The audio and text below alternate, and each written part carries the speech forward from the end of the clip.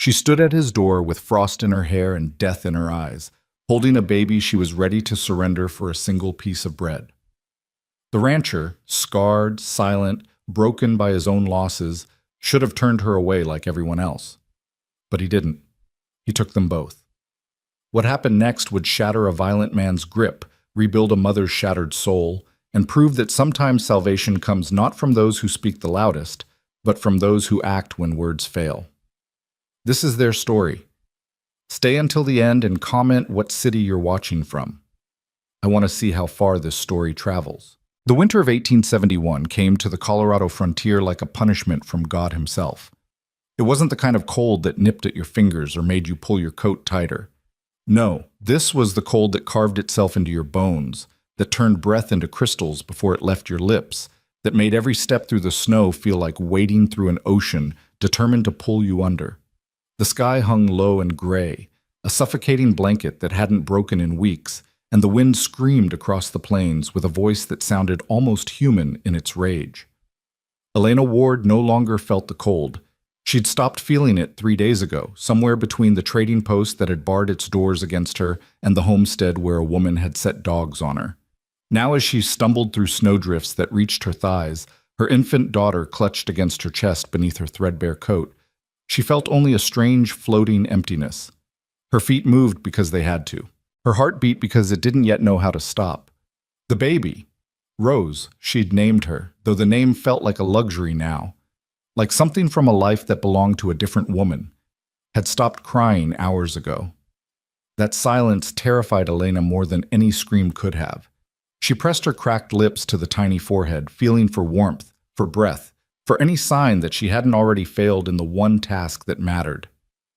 "Please," she whispered, though she didn't know who she was talking to anymore. God had stopped listening somewhere back in Kansas. "Please, baby girl, just a little longer."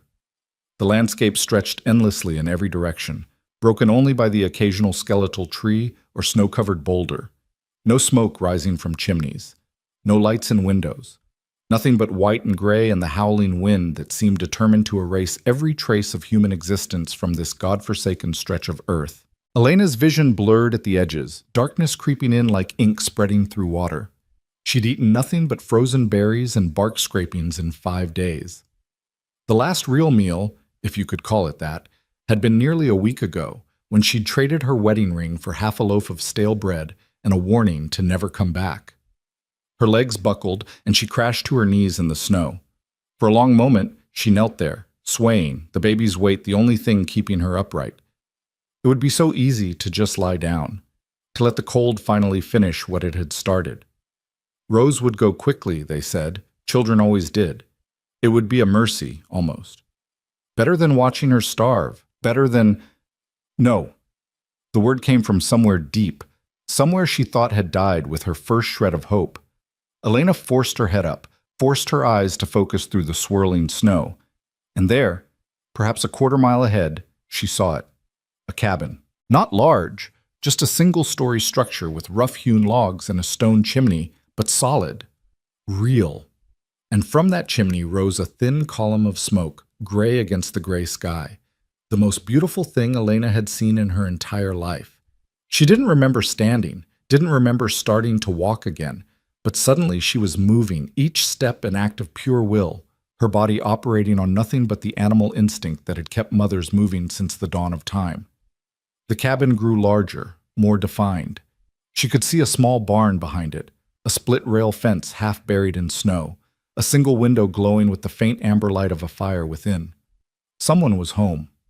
Elena's mind, dulled by hunger and cold, began to compose pleas. She would beg. She would grovel. She would offer anything, everything, for just enough food to keep Rose alive another day. Her pride, her dignity, her self-respect, none of it mattered anymore. Only the baby. Only getting the baby fed.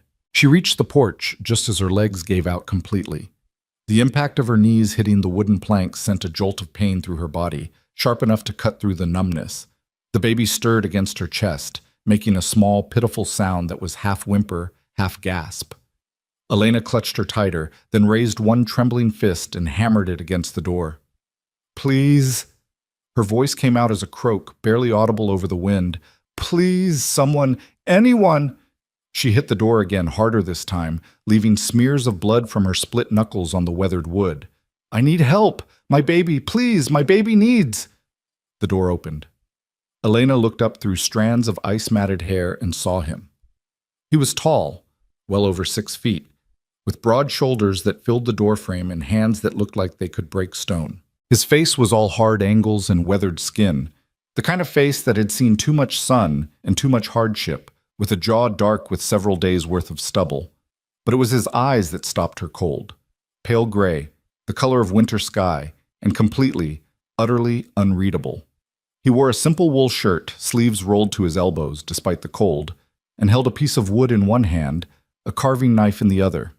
He looked down at her without speaking, his expression neither welcoming nor hostile, just blank, as if he was looking at something he hadn't quite decided how to feel about yet. Please, Elena gasped, the word turning to fog in the freezing air. Please, sir, we need...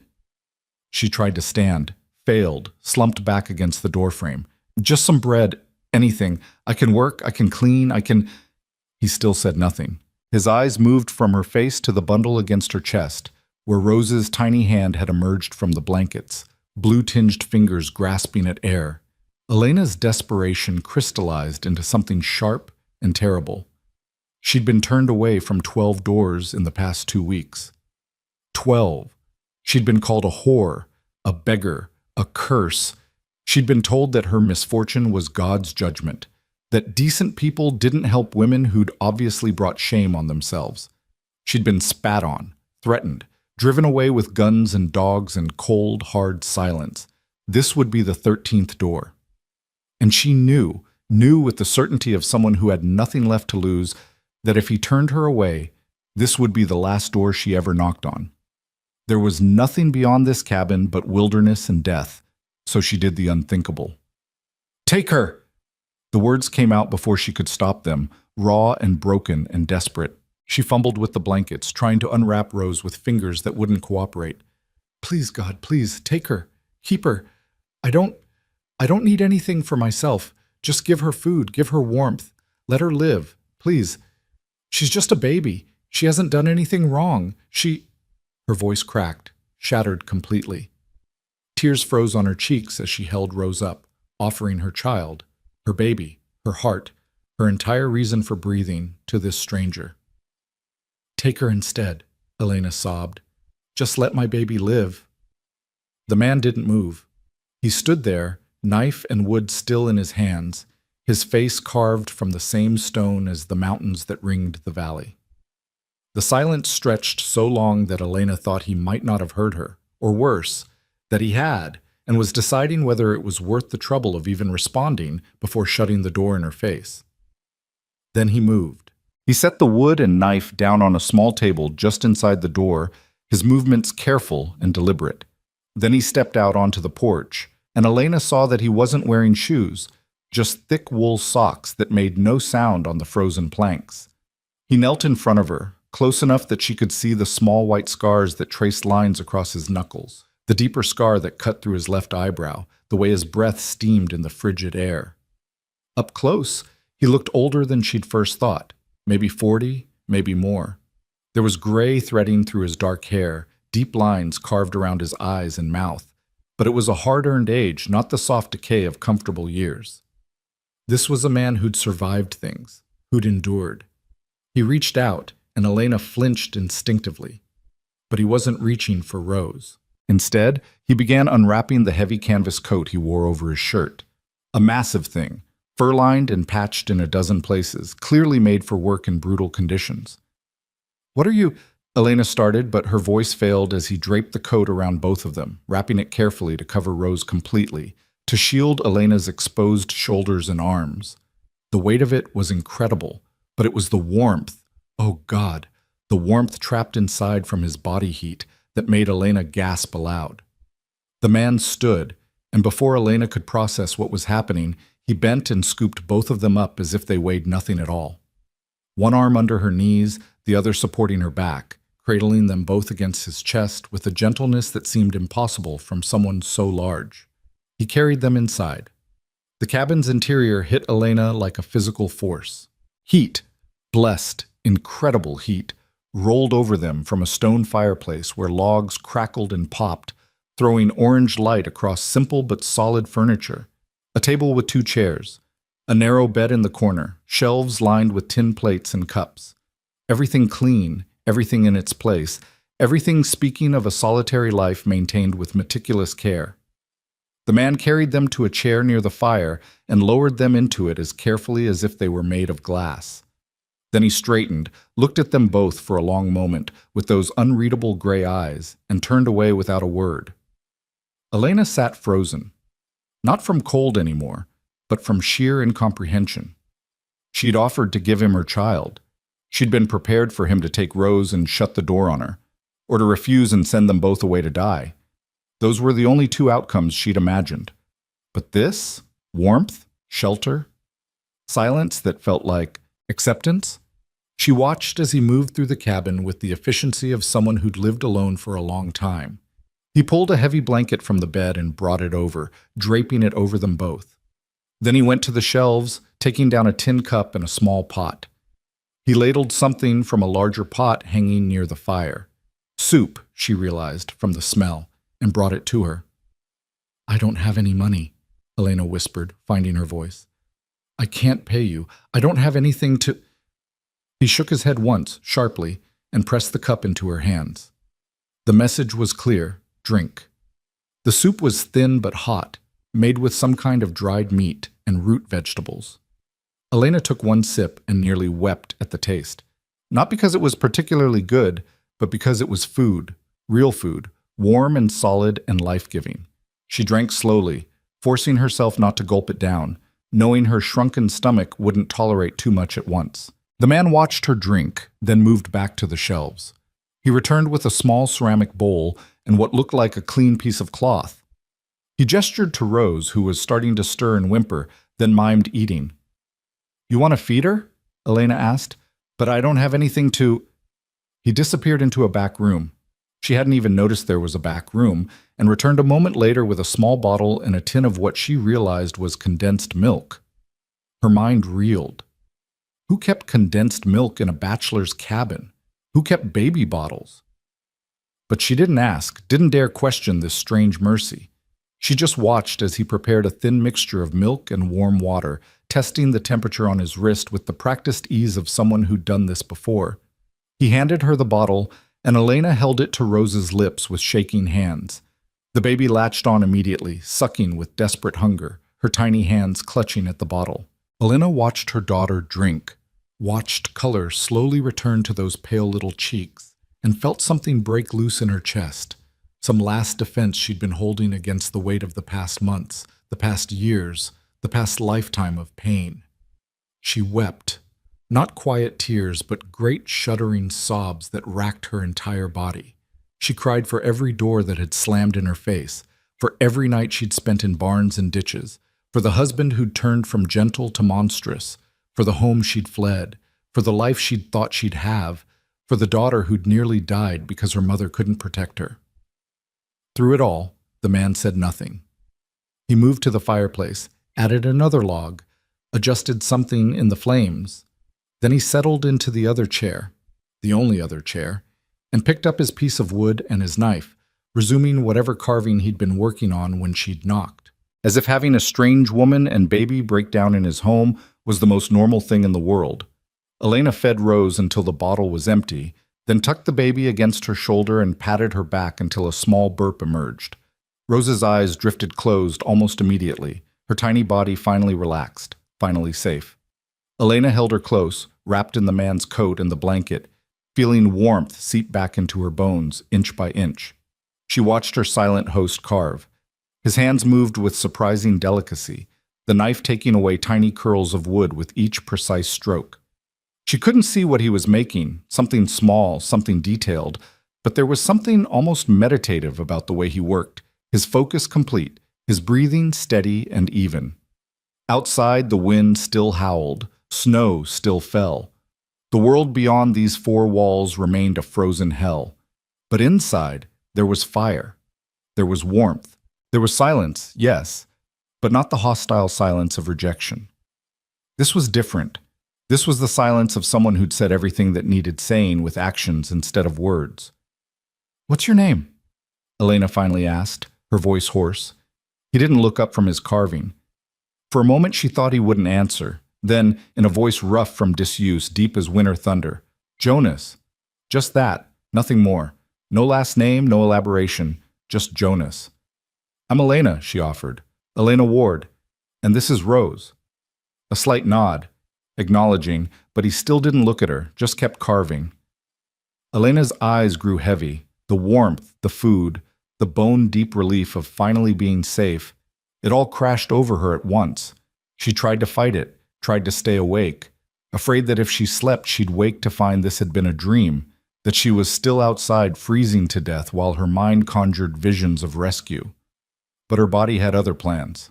Her eyes closed once, twice, 3 times. The last thing she saw before sleep finally claimed her was Jonas rising from his chair, setting aside his carving, and moving toward her with another blanket in his hands. The last thing she felt was the gentle weight of that blanket settling over her and Rose, tucked in with careful precision. The last thing she heard was the crackle of the fire and the whisper of wind against the windows.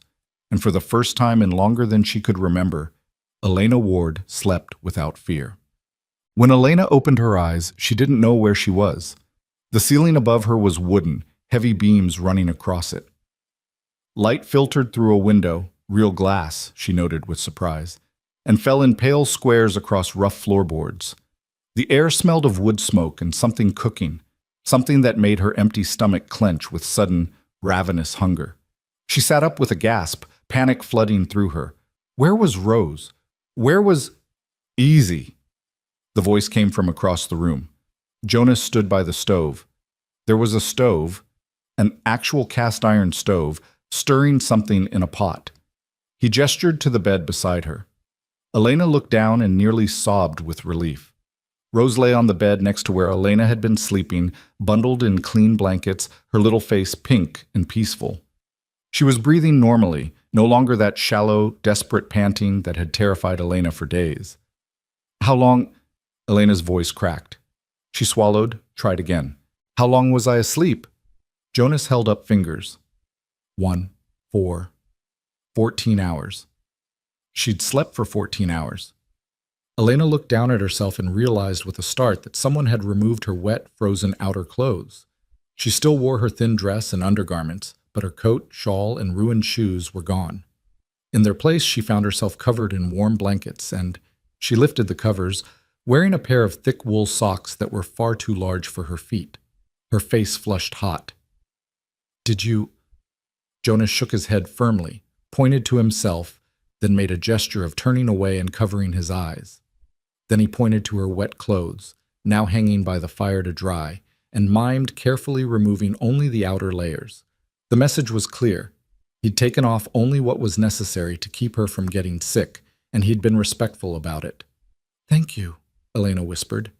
The words felt inadequate, impossibly small for what he'd done, but they were all she had. Jonas nodded once and turned back to his cooking. Elena watched him work, noting details she'd missed the night before. The cabin was small, maybe 20 feet by 20 feet, but every inch was used efficiently. Shelves lined one wall, filled with preserves, dried meat, bags of flour, and cornmeal. Hooks on the walls held tools, coats, and what looked like a rifle. The furniture was simple but well made. A sturdy table, 2 chairs, the narrow bed she was sitting on, and a smaller cot tucked in the corner. And everywhere, there were small signs of another life. A second pair of boots by the door, tiny, child-sized. A wooden horse on one shelf, worn smooth by small hands. A woman's shawl hanging on a peg, faded and dusty.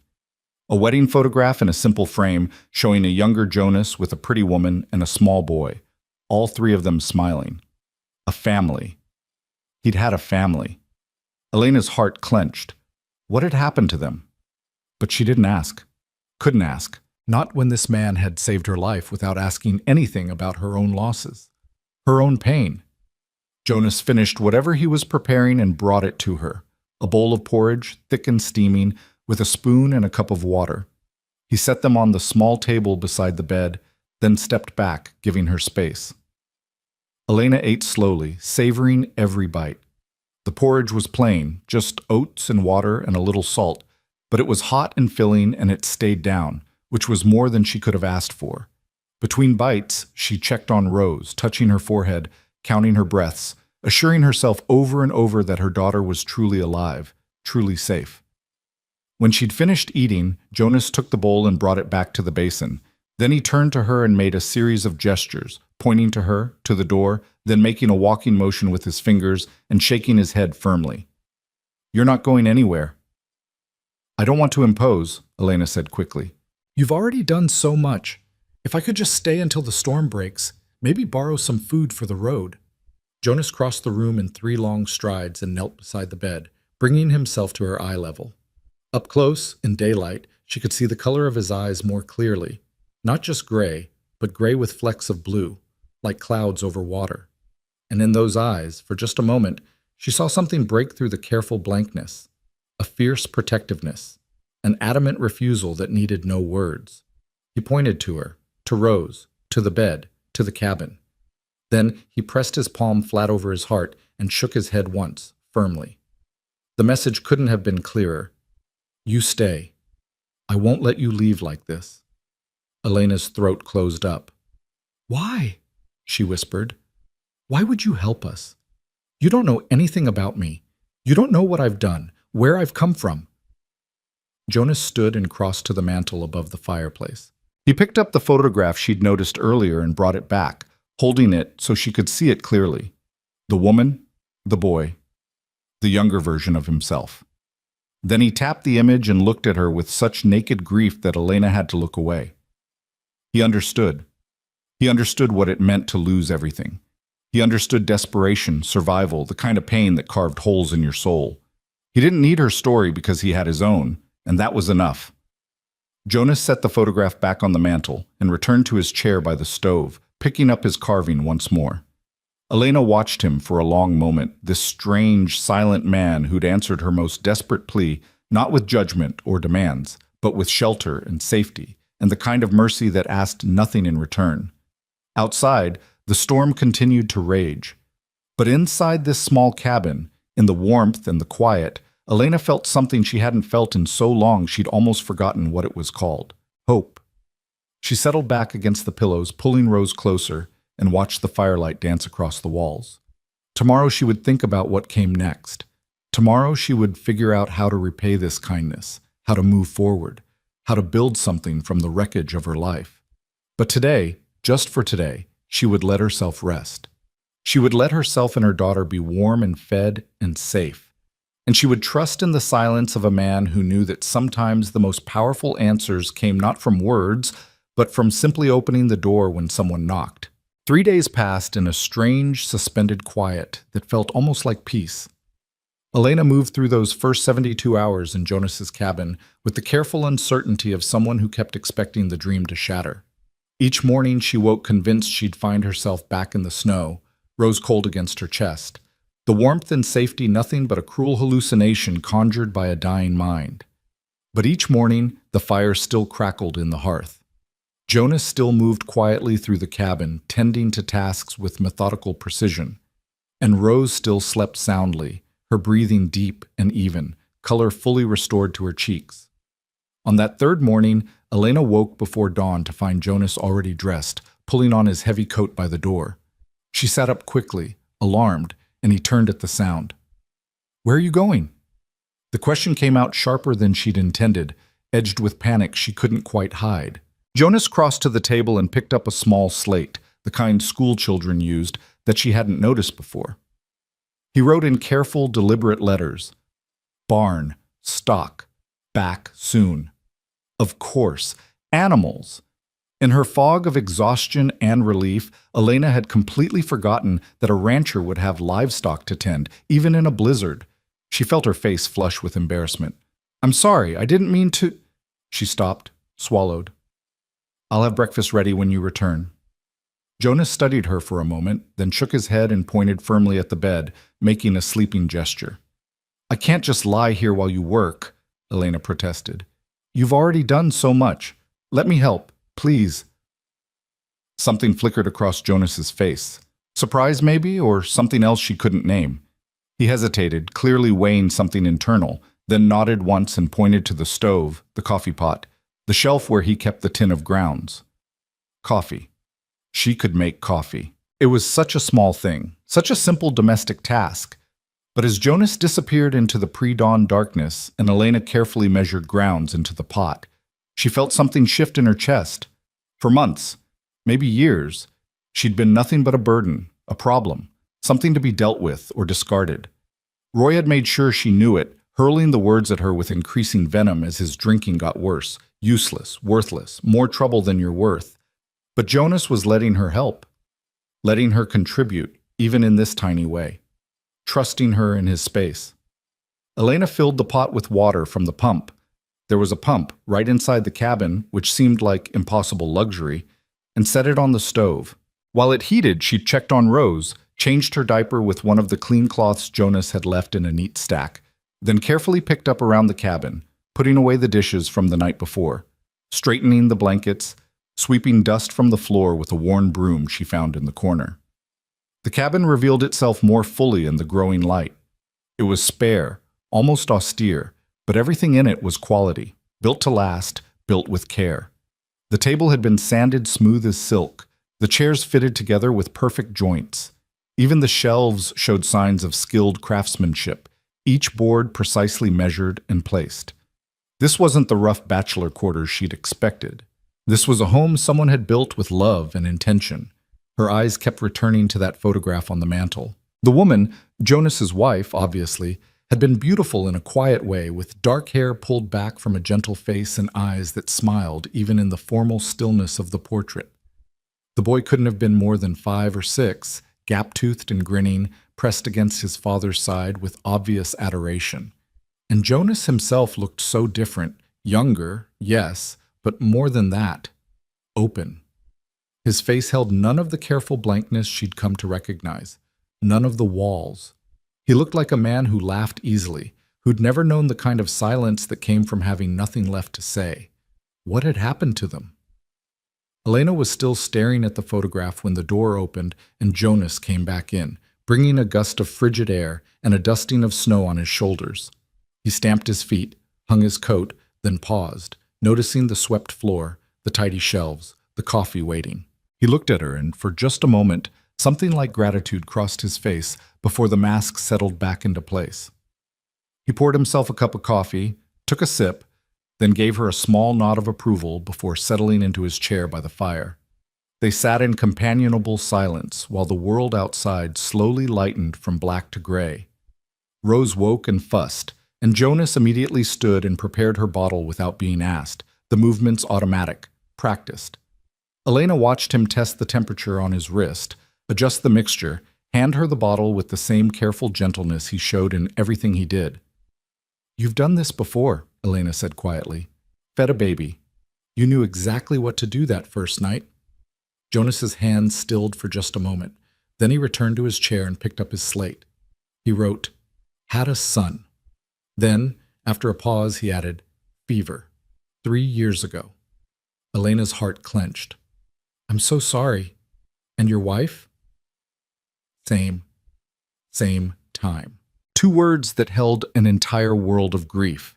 Elena understood then why he kept the house so carefully, why the small boots still sat by the door, why he knew how to care for a child despite living alone. This cabin wasn't just a home. It was a memorial, every object in it a ghost of the life he'd lost. "Their names?" she asked gently. Jonas's hand shook slightly as he wrote, "Sarah, Finn." "Those are beautiful names," Elena said, and meant it. She fed Rose in silence for a moment, then added, "Finn would be about 8 now, wouldn't he, if he'd lived?" Jonas nodded, his eyes fixed on the fire, seeing something, someone Elena couldn't see. "Rose is 6 months old," Elena offered, "born in May, the last good month I had before." She trailed off, not sure how much to share, how much this silent man wanted to know about the mess of her life. But Jonas turned to look at her, his gray eyes patient, waiting, not demanding her story, but not refusing it either. Just present, willing to listen if she needed to speak. And God help her, She needed to speak. The words had been building inside her for so long, locked behind her teeth, fermenting in her chest until they felt like poison. Maybe it was easier to tell a stranger. Maybe it was easier to tell someone who wouldn't interrupt, wouldn't judge out loud, wouldn't tell her all the things she'd done wrong. His name was Roy, Elena began, her voice barely above a whisper. Roy Lark. We married 5 years ago, back in Illinois. He was good then, kind. He worked at his father's mill, saved money, built us a little house. He wanted children, a family. He said he wanted to build something that would last. Rose finished her bottle and Elena lifted her to her shoulder, patting gently, finding comfort in the familiar rhythm. Outside, the wind had picked up again, rattling the windows. Then the war came, Elena continued. Not the big war. That ended when I was still a girl. But there was fighting out west, conflicts with the tribes, and the government needed men. Roy enlisted, said it was his duty, said he'd be back in 6 months with enough pay to expand the mill. She paused, remembering the day he'd left, how handsome he'd looked in his uniform, how certain she'd been that everything would be fine. He came back 2 years later, Elena said, her voice hardening. But he wasn't the same man. Something in him had broken. He drank. Not just a glass of whiskey after work, but all day, all night. He'd wake up shaking, screaming about things he'd seen, and when he wasn't scared, he was angry. Jonas's jaw tightened, but he didn't interrupt. Just listened with that complete, focused attention that made Elena feel truly heard for the first time in years. It got worse after Rose was born, Elena said, the words coming faster now, like a dam breaking. He said the crying reminded him of sounds from the war. He'd rage at me for not keeping her quiet. He started hitting, just me at first, never Rose. I told myself it would get better, that he was sick, that he needed time, his family had money, and I thought maybe they could help us, get him to a doctor. She laughed, a bitter sound. But his family blamed me, said I wasn't a good enough wife, wasn't supportive enough. His mother told me I should be grateful Roy came back at all, when so many didn't, that it was my job to help him heal, no matter what it took. Elena's hands shook as she adjusted Rose in her arms. Last month, in early December, I found him standing over Rose's cradle in the middle of the night. He was drunk, and he was just staring at her. And he said, if I leave her outside, she'll learn to be quiet. They all learn eventually. Jonas went very still. The only sound was the crackle of the fire and the wind outside. I grabbed Rose and ran, Elena said. Just ran. I didn't pack anything, didn't plan anything. I just knew I had to get her away from him. His father had given him money for Christmas, for family expenses. And I took it, all of it. I knew it made me a thief, but I didn't care. I used it to get us on a train heading west, as far from Illinois as I could get. She looked down at Rose, who had fallen back asleep, innocent and trusting. The money ran out 3 weeks ago. I've been trying to find work ever since, but no one wants a woman with a baby and no husband. The few jobs I could get, washing, mending, they didn't pay enough for food and lodging both. So I'd work, buy food, and sleep wherever I could find shelter. Barns, mostly. Empty buildings, under bridges. Her voice dropped to barely a whisper. I've knocked on 47 doors in the past month. 47. Asked for help, for work, for anything. Some people just said no. Some called me names. One man offered to help if I left Rose outside and came in alone. I ran from that house so fast I lost one of my shoes in the snow. Elena finally looked up at Jonas, meeting his eyes directly. You're the first person who didn't turn me away. The first person who looked at me and my baby and decided we were worth saving. And I don't know why you did it, but I'll be grateful for it until the day I die. Jonas held her gaze for a long moment, then reached for his slate. He wrote slowly, carefully. You were desperate, not evil, difference. Then, below that, anyone who turns away mother and baby, they are the evil ones. Elena felt tears burn her eyes. But I tried to give her to you. I was going to abandon my own child to save her life. What kind of mother does that make me? Jonas shook his head firmly and wrote, the kind who loves her child more than herself, the best kind.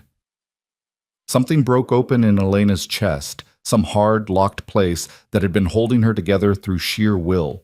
She pressed her free hand over her mouth, trying to hold back the sob, but it came anyway, wrenching and painful. Jonas stood, crossed to her, and gently took Rose from her arms. He settled the baby in the small cradle by the fire. When had he moved that there? Then returned and, with the awkward care of someone unused to offering comfort, placed a hand on Elena's shoulder. Just that. No words, no platitudes, just the steady weight of his palm, warm and solid, telling her without speaking that she wasn't alone. Elena wept. She wept for the husband she'd lost before he ever died, for the home she'd fled, for every door that had slammed in her face, for every night she'd gone to bed hungry so Rose could eat, for every moment of terror and desperation and bone-deep exhaustion. She wept until her ribs ached and her throat burned and she had nothing left inside her but a hollow, trembling emptiness. And through it all, Jonas stood beside her, his hand on her shoulder, his presence a steady anchor in the storm of her grief. When Elena finally quieted, gasping and hiccuping and thoroughly spent, Jonas handed her a handkerchief, clean, pressed, smelling faintly of soap. She took it gratefully and wiped her face, feeling raw and exposed, but also somehow lighter, as if crying had released some of the poison she'd been carrying. "I'm sorry," she said hoarsely. "You didn't ask for any of this. You didn't ask for some broken woman and her baby to collapse on your doorstep and fall apart in your house." Jonas picked up his slate and wrote, "House was too quiet anyway." Despite everything, Elena felt a small, watery laugh escape. That's one way to put it. Jonas's mouth twitched, not quite a smile, but something approaching it. He moved to the stove and ladled out 2 bowls of stew from a pot she hadn't noticed him prepare. He set one in front of her, then settled into his chair with the other, eating with the same methodical precision he brought to everything. They ate in silence, but it was a different kind of silence now. Companionable, almost comfortable, the weight of shared stories, of acknowledged pain, the quiet of 2 broken people who'd found themselves unexpectedly in the same lifeboat, neither quite sure what came next, but willing to keep bailing water together until they figured it out. After breakfast, Jonas cleaned the bowls and then disappeared into the back room. He emerged a moment later carrying an armful of clothes, a wool dress, a shawl, thick stockings, undergarments. All women's clothes, all carefully preserved. He set them on the table and stepped back, his meaning clear. These were for her, if she wanted them. Elena ran her fingers over the dress. Good quality, practical, warm. Sarah's clothes. She looked up at Jonas, searching his face. "Are you sure? I don't want to—" Jonas nodded firmly, cutting off her protest. He pointed at her thin, worn dress hanging by the fire, then made a gesture of throwing something away. Her dress was ruined, unsalvageable. She needed something to wear, and these clothes weren't serving anyone hanging in a closet. "Thank you," Elena said softly. "I'll take good care of them." Jonas nodded, then pulled on his coat again and headed for the door. Before leaving, he wrote on his slate, "Rest, we'll be back by dark." Then he was gone, leaving Elena alone with Rose and the gentle crackling of the fire. Elena spent the days settling into the rhythm of the cabin. She washed herself carefully with warm water from the stove, relishing the feeling of being clean for the first time in weeks. She changed into Sarah's dress, which fit reasonably well. Sarah had been slightly taller, but similar in build. The fabric was soft against her skin, warm and well-made, and wearing it made Elena feel almost human again. She tended to Rose, fed her, sang to her softly, let her have some time on a blanket by the fire, kicking her little legs and waving her arms. The baby seemed transformed from the half-frozen creature they'd been just days ago, alert, responsive, even offering small gummy smiles that made Elena's heart feel too large for her chest. As the afternoon shadows lengthened, Elena found herself exploring the cabin more thoroughly. Not snooping, she was careful to respect Jonas's privacy, but simply noticing. The carved wooden animals on the shelf were exquisite, each one unique: a bear, a rabbit, a horse, an eagle. The work of someone with both skill and patience. Several more pieces sat unfinished on a small workbench in the corner, including what looked like a rocking horse. The books on the shelf surprised her. Not many, maybe a dozen, but quality volumes. Shakespeare, Whitman, a worn Bible, a collection of Greek myths, a farmer's almanac, several books on animal husbandry and crop rotation. Someone in this house had been educated, or at least well-read. On the mantel, beside the family photograph, she noticed something else, a small wooden plaque carved with careful letters. She picked it up and read, "Home is where you choose to stay." Elena held the plaque for a long moment, running her thumb over the carved words. Had Jonas made this? Or Sarah? And when? Before the fever or after? She was still holding it when the door opened and Jonas returned, bringing the smell of cold air and livestock. He stopped when he saw her with the plaque, and something complicated crossed his face. "I'm sorry," Elena said quickly, setting it back. "I wasn't trying to pry." Jonas shook his head and approached the mantel. He picked up the plaque and held it, his expression distant. Then he wrote on his slate, "Sarah made it, our first year here." He paused, then added, "She was right." "It's beautiful," Elena said. "The sentiment, I mean." Jonas set the plaque back carefully, positioning it just so. Then he moved to the stove and began preparing dinner. Salt pork, beans, cornbread baked in a cast-iron skillet. Elena tried to help, but he waved her away, clearly more comfortable working alone. So she sat with Rose and watched him move through the familiar motions, struck by how much care he took with even simple tasks. They ate together as the last light faded from the windows. Rose fussed a bit, and Jonas prepared her bottle without being asked, his movements now completely natural. After dinner, Elena washed the dishes while Jonas carved by the fire, and the domesticity of it all felt surreal, like playing house, like pretending at a life that couldn't possibly be real. But it was real. The warmth was real, the food was real, the safety was real. And sitting across from this silent man who'd saved them without question, Elena felt something she hadn't felt in years, the possibility that maybe, just maybe, things could be different, that maybe survival could become something more than just not dying. As full dark settled outside and the fire burned low, Jonas stood and banked the coals for the night. He pointed to the bed. She should sleep there, his gesture said, and then to the cot in the corner where he'd been sleeping since they arrived. "Jonas," Elena said softly, "you don't have to give up your bed. Rose and I can manage on the cot. This is your home." Jonas shook his head firmly and pointed again. Bed for her and Rose, cot for him. The matter was settled. Elena wanted to argue, but she was learning to recognize when Jonas had made up his mind. She settled Rose in the cradle beside the bed and climbed under the covers, still wearing Sarah's dress because she had no nightgown, and it seemed warmer than her thin shift. "Good night, Jonas," she said into the darkness. "And thank you for everything." She heard movement from the cot, then saw the brief glow of a match as Jonas lit a candle. He wrote on his slate and held it up so she could read it in the flickering light. "You are safe here. I promise." Then the candle went out, leaving only the faint red glow of the banked fire. And Elena lay in the darkness, listening to Jonas's steady breathing, Rose's gentle sighs, and the wind howling outside like all the demons she'd left behind, unable to touch her here in this small fortress of quiet kindness. She slept deeply and dreamed of nothing at all. The days began to blur together in the best possible way. Elena woke each morning to find Jonas already tending to the animals, and she'd have coffee and breakfast ready when he returned. They'd eat together in companionable silence. Then Jonas would work on various projects around the cabin, repairing tools, carving, mending harnesses, while Elena cared for Rose and gradually took on more of the household tasks. She swept and cleaned and organized. She mended a tear in one of Jonas's shirts with careful stitches. She baked bread using his sourdough starter, and though her first loaf came out dense and heavy, Jonas ate it without complaint and gave her an encouraging nod. Her second attempt was better. By the third, she was producing loaves that actually looked like bread. They developed a rhythm, an unspoken division of labor that felt natural and easy. Jonas handled the outdoor work and anything requiring physical strength.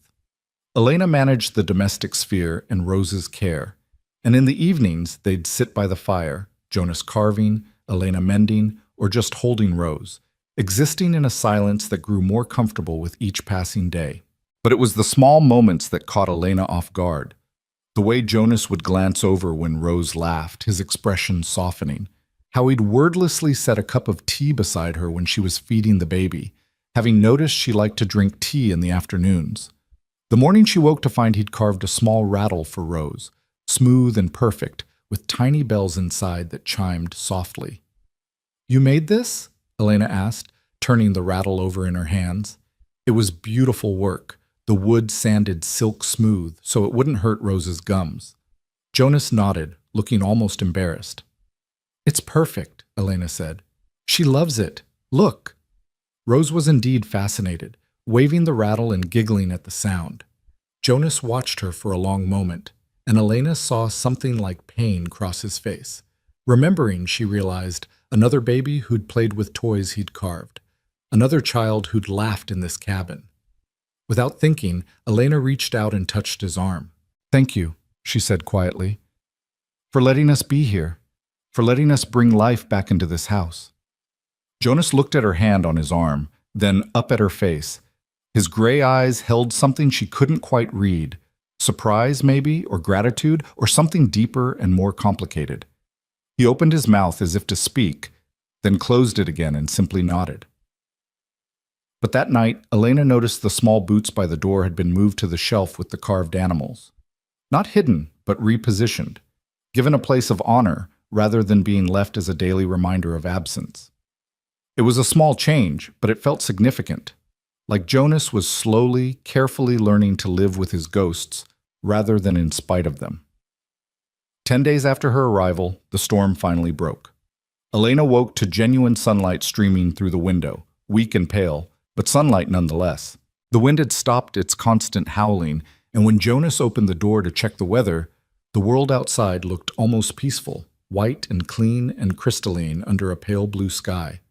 Jonas stood in the doorway for a long moment, surveying the snow-buried landscape. Then he turned back to Elena, and she saw the question in his eyes before he wrote it. "The storm has passed. You can go now, if you want. I will give you supplies, money, for passage." Elena's heart clenched. Of course. The agreement had been shelter until the storm passed. The storm had passed. It was time to leave, to move on, to stop imposing on this kind man who'd already given them so much. She should feel grateful for the opportunity to finally leave, to continue on to wherever she'd been going before she collapsed on his porch. She should feel relieved, but all she felt was terror. "Go where?" The words came out before she could stop them. "I don't have anywhere to go, Jonas. No family, no friends, no place that wants me. I've been running for so long I forgot I need somewhere to run to." Jonas studied her for a long moment, his expression unreadable. Then he closed the door, shutting out the bright snow and the cleared sky. He crossed to his chair, sat down, and wrote on his slate in slow, deliberate letters, "Then stay." Elena's breath caught. "Stay? Here? But I can't just... You don't want..." Jonas held up a hand, stopping her. He wrote more. "House is big enough. Winter is long. You work hard. Rose is..." He paused, seeming to search for words. Finally, he wrote, "Rose makes house feel alive again." "But what will people say?" Elena asked, even as hope flared bright in her chest. "A woman and baby living with a man who isn't her husband? The town will talk. They'll think..." Jonas shrugged, a gesture of profound indifference. He wrote, "Town talks anyway. I don't care. Do you? Did she?" Elena thought about it honestly. About what people might say, the assumptions they'd make, the judgments they'd pass. Then she thought about the alternative, going back out into that frozen world with Rose, knocking on doors, begging for scraps, sleeping in barns and ditches and under bridges, watching her baby slowly starve because no one would give a desperate woman a chance. "No," Elena said firmly, "I don't care what they think." Jonas nodded, satisfied. He wrote, "Then it is settled. You stay. We help each other. That is all." "That's all?" Elena repeated, searching his face. "You're sure?" "Because, Jonas, I meant what I said. I don't have any way to pay you. Not money, not..." Jonas's expression hardened, and he wrote in sharp, emphatic letters. "You already pay. You cook, clean, make bread, make house a home again. That is payment enough." Then softer. "Besides, Rose needs safe place to grow. You need safe place to heal." I have safe place. Simple. It was simple, or it should have been. But Elena knew the world didn't work that way. Knew that nothing was ever really simple when it came to men and women and expectations and assumptions. Still, looking at Jonas's steady gaze, his patient expression, she found herself believing that maybe, just maybe, this could actually work. Okay, she said softly. Okay, we'll stay. But Jonas, if you change your mind, if it becomes too much or too complicated, you have to tell me. Promise? Jonas nodded and held out his hand. Elena took it, feeling the calluses and scars, the size and strength of it. They shook once, formally, sealing the agreement. They stayed like that for a moment, hands clasped, eyes locked. And Elena felt something shift between them.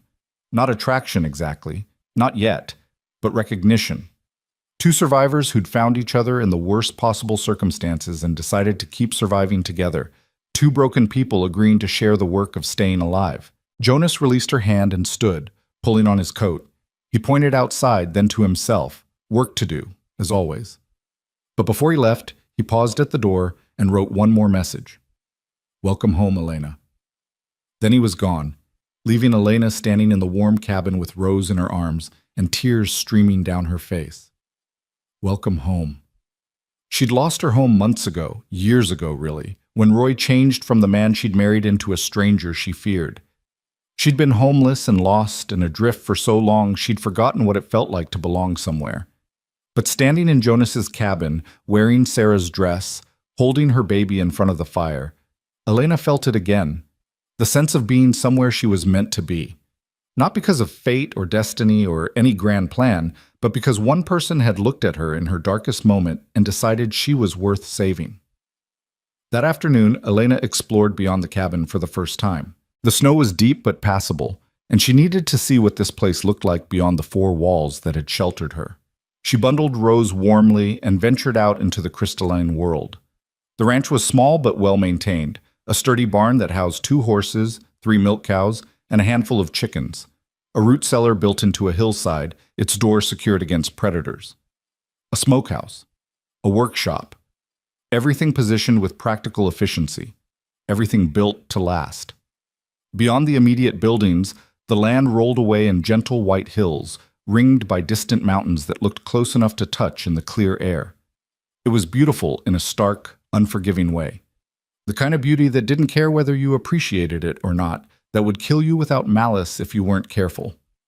Elena found Jonas in the barn, forking hay for the cows.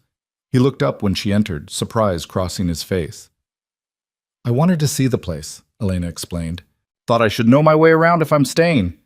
Jonas nodded and gestured for her to follow. He showed her where he kept the feed, how to collect eggs from the chickens, which cow was gentle and which one kicked. He moved through the barn with easy confidence, and Elena watched him work, noticing things she hadn't before. How careful he was with the animals. How he spoke to them in low murmurs even though he rarely spoke to people. How his hands, so large and scarred, could be surprisingly gentle when checking a horse's hoof or stroking a cow's flank. You're good with them, Elena observed. Jonas shrugged, but she caught the pleased look that flickered across his face. He wrote on his ever-present slate, Animals don't need words, they need care, consistency, easier than people. Is that why you live out here alone, Dad? Elena asked. Because people are harder? Jonas was quiet for a long moment, his hand resting on one of the horses' necks. Then he wrote, Came here with Sarah. We wanted quiet, space, life we built ourselves. Then, after a pause, after fever, didn't want to leave. They are buried here.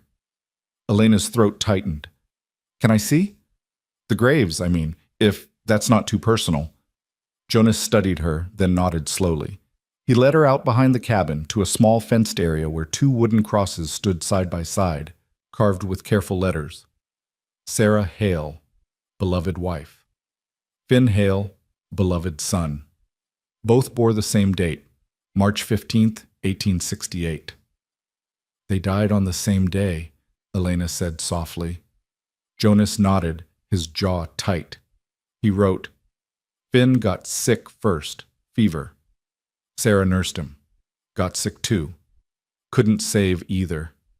He stopped, his hand shaking slightly, then added, I tried. I'm sure you did everything you could, Elena said gently. Jonas shook his head sharply and wrote, Not enough. Should have gone for doctor sooner. Should have. Jonas, Elena touched his arm, stopping him. You can't blame yourself for a fever. Those things happen, especially in winter, especially out here. It wasn't your fault.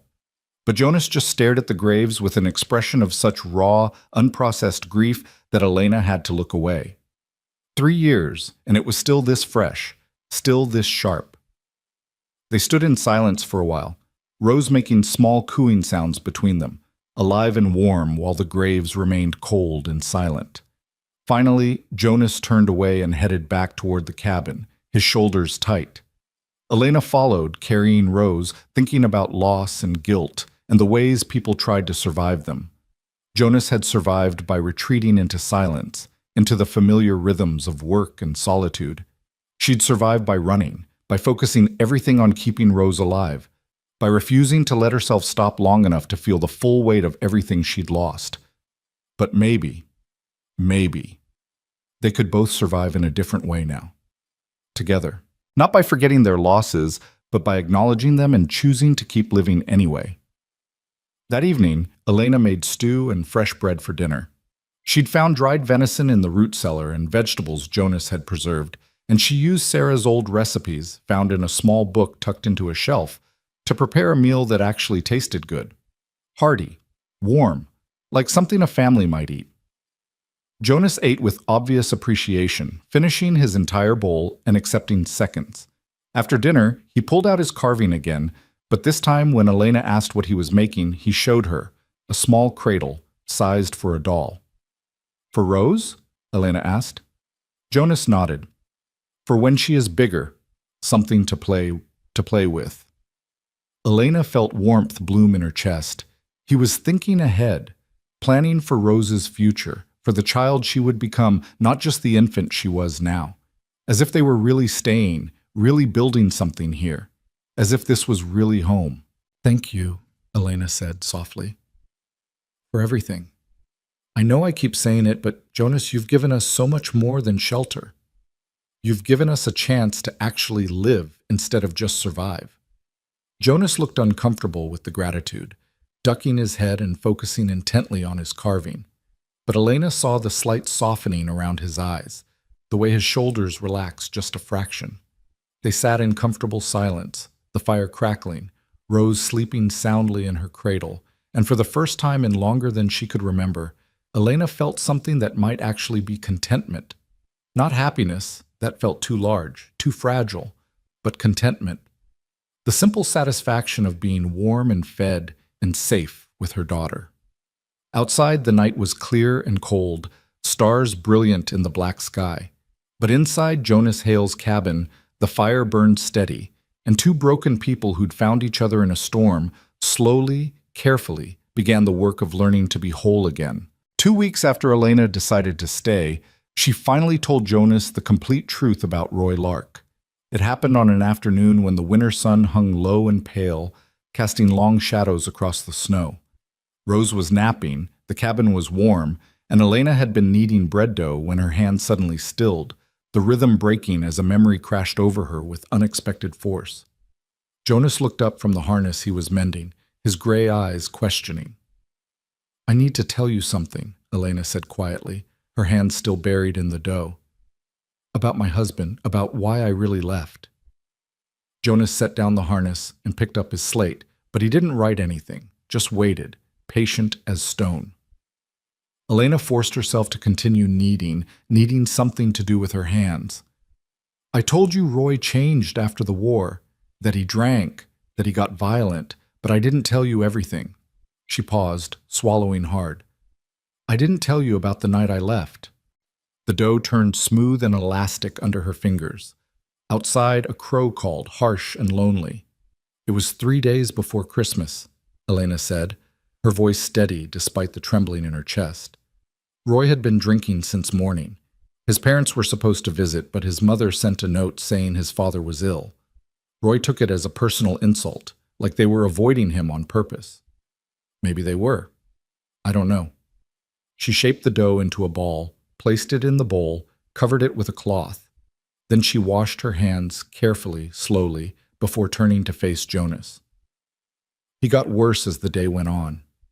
Kept talking about how nobody respected him anymore, how the war had ruined him, how I'd trapped him with a baby he never wanted. I tried to stay out of his way, but Rose was fussy, teething, I think. She wouldn't stop crying no matter what I did. Jonas's expression hadn't changed, but his hands had gone very still on the leather. Around midnight, Roy came into the bedroom.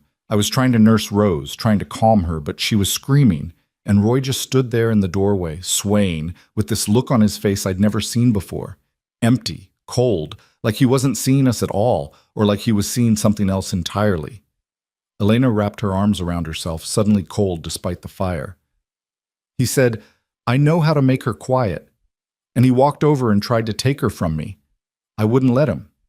I held on tight and asked him what he was doing, where he was taking her, and he said, her voice broke. He said, "Out to the woodshed, just for an hour. The cold will teach her to be silent.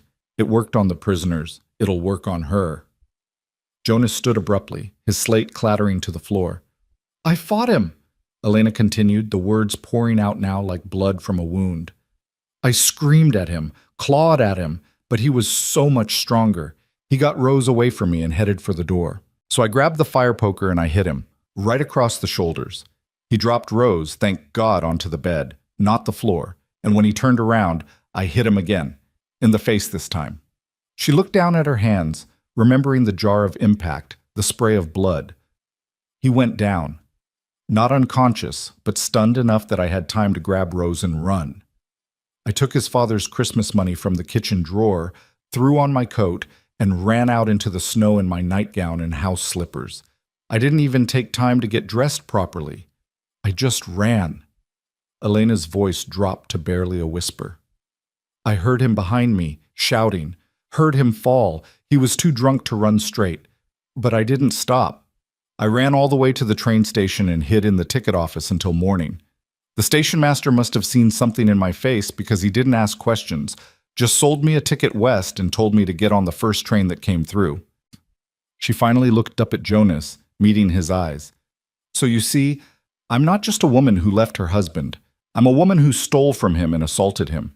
His family has money and connections. If they find me, they can have me arrested. They can take Rose and give her to Roy's parents, say I'm unfit, that I'm violent and unstable. And maybe they'd be right. Maybe I am those things." Jonas crossed the room in 3 long strides and gripped Elena's shoulders, not hard but firmly, forcing her to look at him. His face was intense, almost fierce, and when he released one shoulder to grab his slate, his hand was shaking.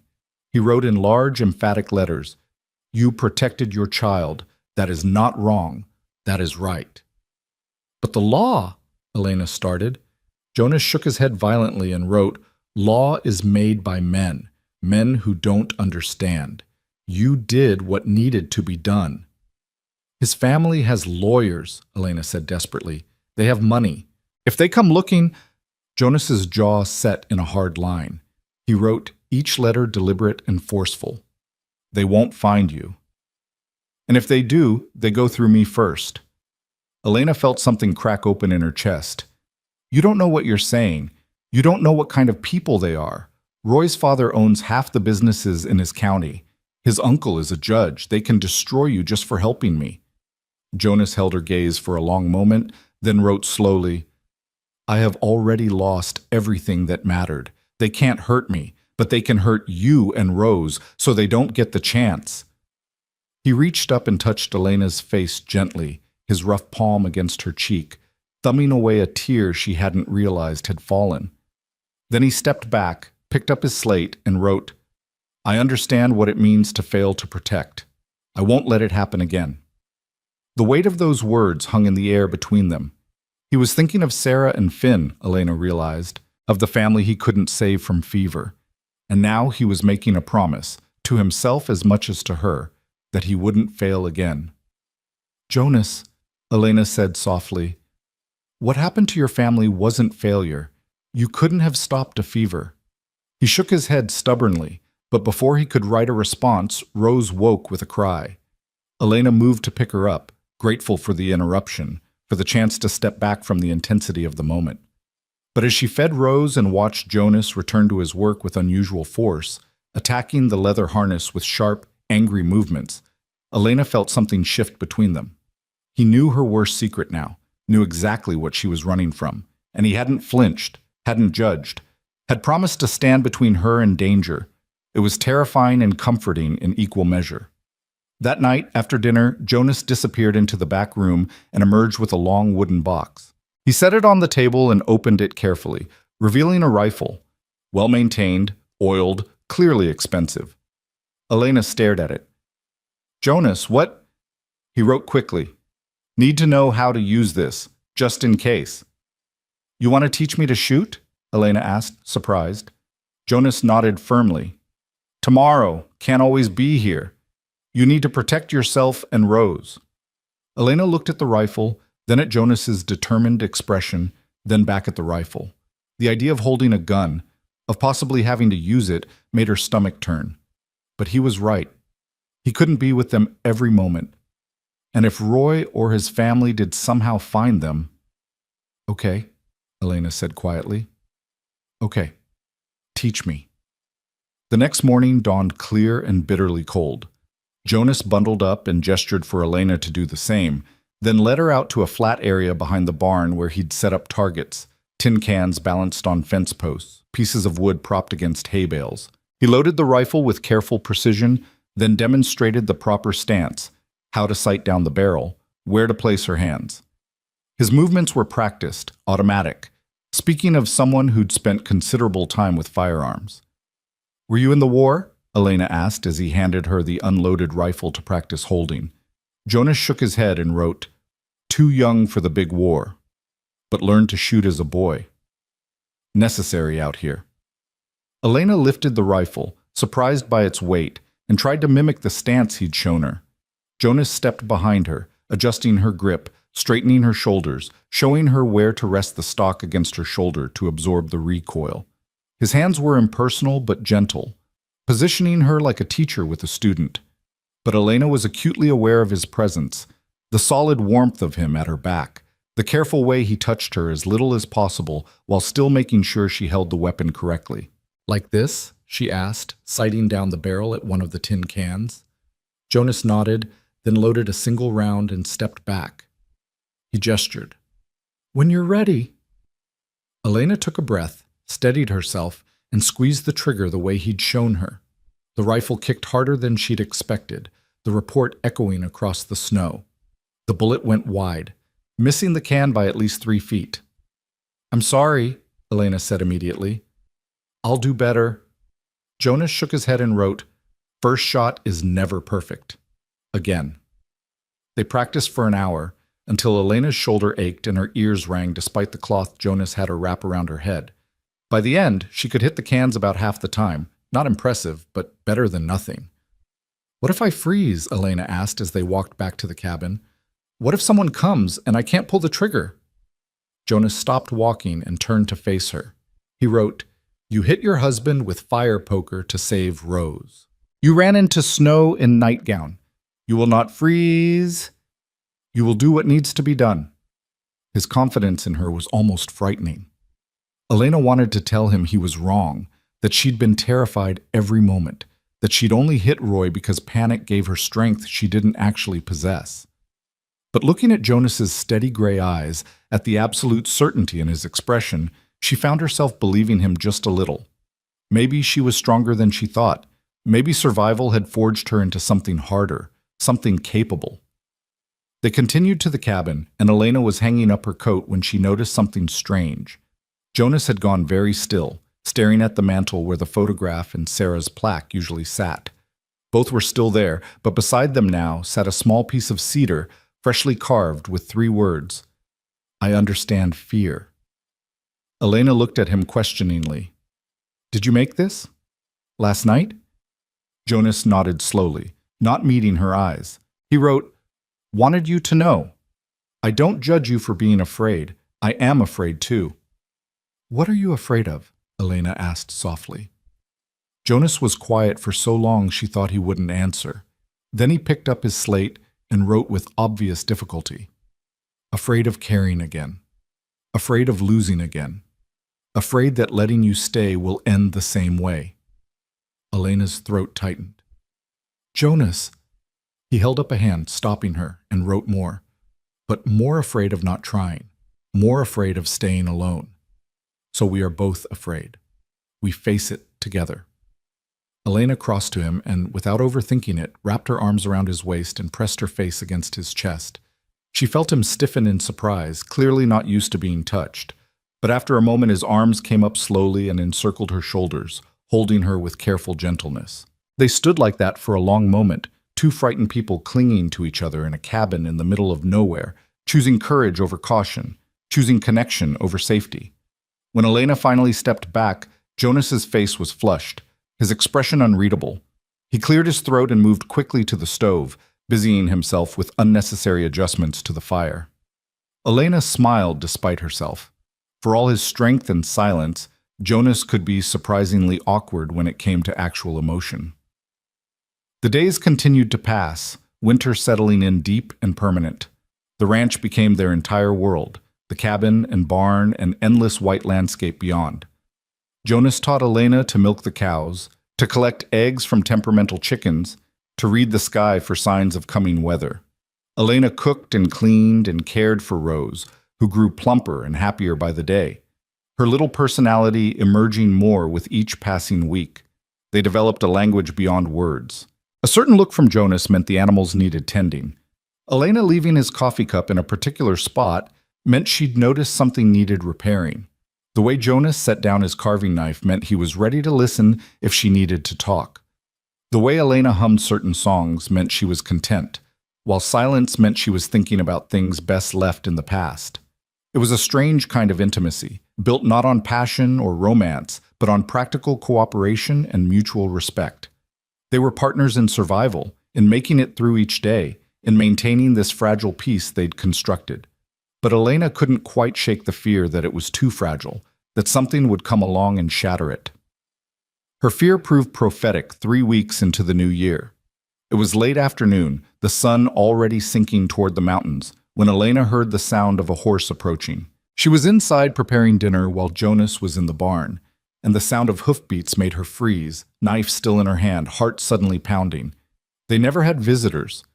The nearest neighbor was 5 miles away, and the town was a full day's journey. Who would be coming here? Elena moved to the window and peered out through the frost-etched glass. A single rider approached, bundled against the cold, leading a pack horse. As he drew closer, Elena could make out more details. Well-dressed, expensive coat, good horse, confident bearing. This was no drifter or fellow rancher. This was trouble. She set down the knife and grabbed the rifle Jonas had taught her to shoot, checking automatically to make sure it was loaded. Her hands were shaking but steady enough. She positioned herself by the door, rifle ready but not aimed, and waited. The rider pulled up outside the cabin and dismounted with the easy grace of someone used to horseback. He was middle-aged, clean-shaven, with the kind of face that belonged in courtrooms and banks, rather than on a frontier ranch. He approached the door and knocked. 3 sharp, authoritative raps. "Hello?" he called out. "Is anyone home? I'm looking for someone. I mean no harm." Elena didn't answer, didn't move. Through the window, she saw Jonas emerge from the barn, moving with predatory stillness toward the stranger. The man turned at the sound of footsteps. "Ah, good. You must be the owner. My name is Charles Whitmore. I'm an attorney from Illinois, and I'm looking for a woman. Elena Ward, though she may be using another name. Mid-20s, traveling with an infant girl. Have you seen anyone matching that description?" Elena's blood turned to ice. Roy had sent a lawyer. They'd found her.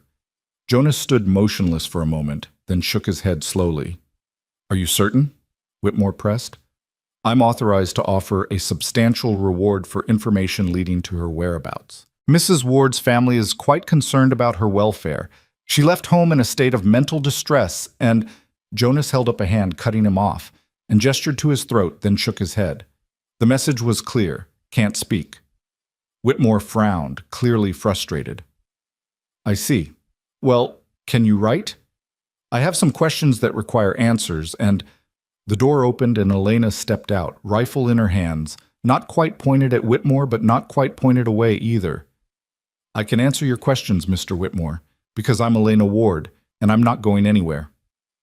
Whitmore's eyes widened, then narrowed with professional assessment. Mrs. Ward, thank goodness.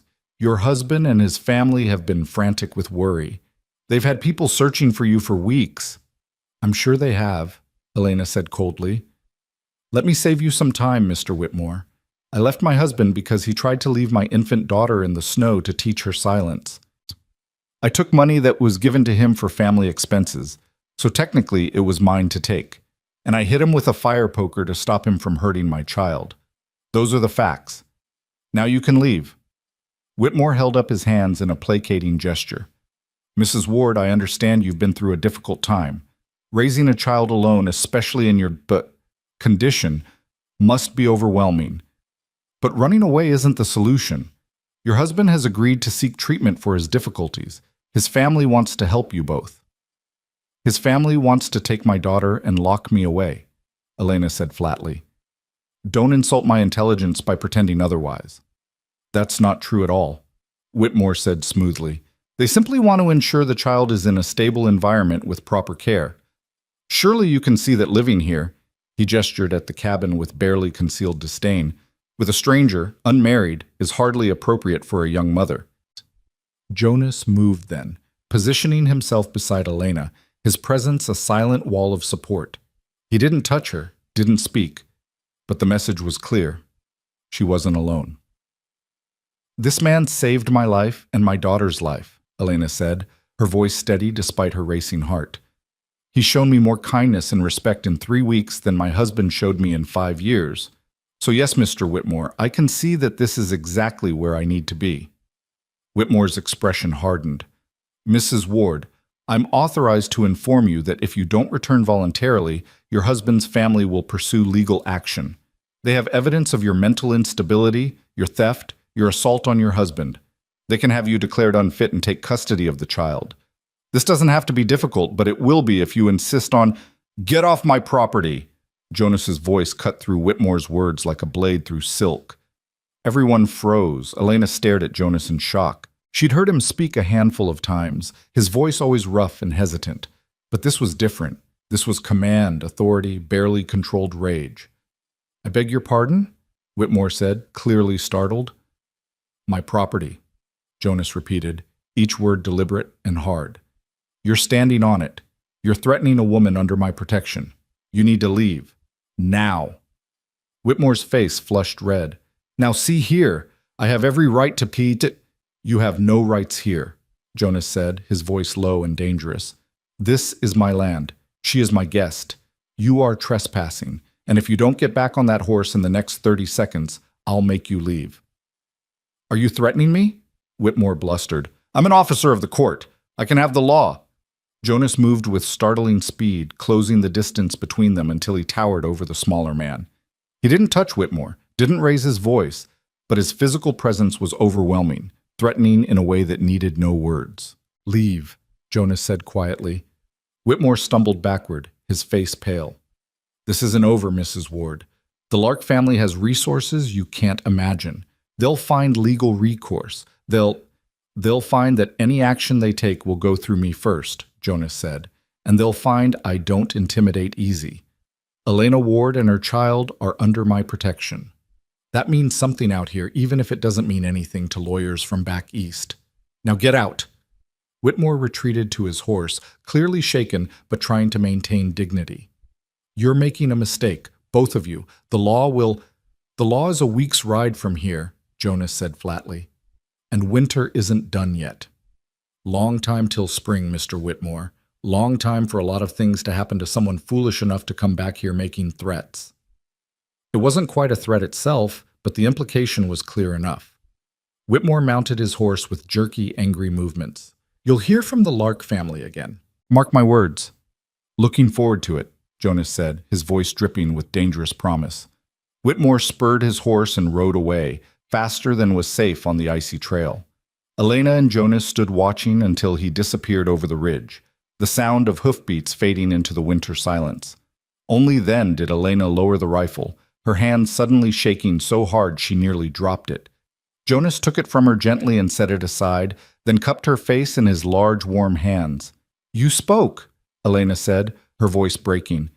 "I've never heard you speak that much." "Some things need saying," Jonas replied, his voice already returning to its usual disuse roughness. "Some things can't be quiet." "Jonas, did you mean what you said? About them going through you? Because Roy's family really does have money and power. They can make your life hell." Jonas's jaw set in that stubborn line she was learning to recognize. "Let them try. I meant every word. You're staying. Rose is staying. And anyone who has a problem with that can take it up with me." Elena threw her arms around him, burying her face in his coat, shaking with relief and residual fear and something else she couldn't quite name. Jonas held her tight, one hand cradling the back of her head, the other wrapped around her waist. "They know where I am now," Elena whispered against his chest. "They'll come back. Maybe with the sheriff, maybe with a judge's order. They'll find some way to take her from me." "Then we'll be ready," Jonas said quietly. "We'll figure it out. Together." They stood like that until the cold drove them inside, until Rose's fussing reminded them that life continued regardless of threats and fear. That night, Jonas barricaded the door with a heavy beam and loaded both his rifles, setting them where they'd be easy to reach. Elena checked the locks on the windows and tried not to jump at every sound. But as she lay in bed with Rose sleeping peacefully beside her, listening to Jonas's steady breathing from his cot, Elena felt something unexpected beneath the fear. Determination. She'd run once, and it had nearly killed them both. She'd spent months being passive, being victim, letting circumstances push her around like a leaf in a storm. But here, now, with Jonas's quiet strength beside her and her daughter depending on her, Elena felt something hardening in her chest. She wasn't running anymore. This was home. This was safety. This was the life she was choosing, and God help anyone who tried to take it away. Over the next several days, the threat hung over them like storm clouds on the horizon. Jonas became more vigilant, checking the perimeter more frequently, keeping weapons closer at hand. Elena found herself startling at every sound, every unexpected shadow. But life also continued. Cows still needed milking. Chickens still laid eggs. Bread still needed baking. Rose still needed care and attention and love. They couldn't stop living just because danger might be coming. A week after Whitmore's visit, Jonas came in from morning chores with an unusual expression on his face. He'd brought something from town. He'd made a quick supply run the day before, and now he pulled it from his coat pocket, a folded piece of paper, official-looking with a seal at the bottom. Elena's heart sank. "What is it? A summons?" Jonas shook his head and handed it to her. Elena unfolded it with trembling fingers and read. It was a notice posted at the town courthouse and general store, warning about a confidence man operating in the area. The description matched Charles Whitmore exactly. A man claiming to be a lawyer, asking questions about missing women and children, possibly connected to cases of fraud and extortion back east. "He wasn't a real lawyer," Elena breathed. "He was... what? Looking for women to blackmail? Women with secrets to exploit?" Jonas nodded grimly and picked up his slate. "Sheriff says several reports. Man finds desperate women, threatens them, demands money to make problems go away, then disappears." "So Roy's family didn't send him," Elena said slowly, relief and new fear warring in her chest. "But that means they might still be looking. This Whitmore was just a vulture preying on women like me."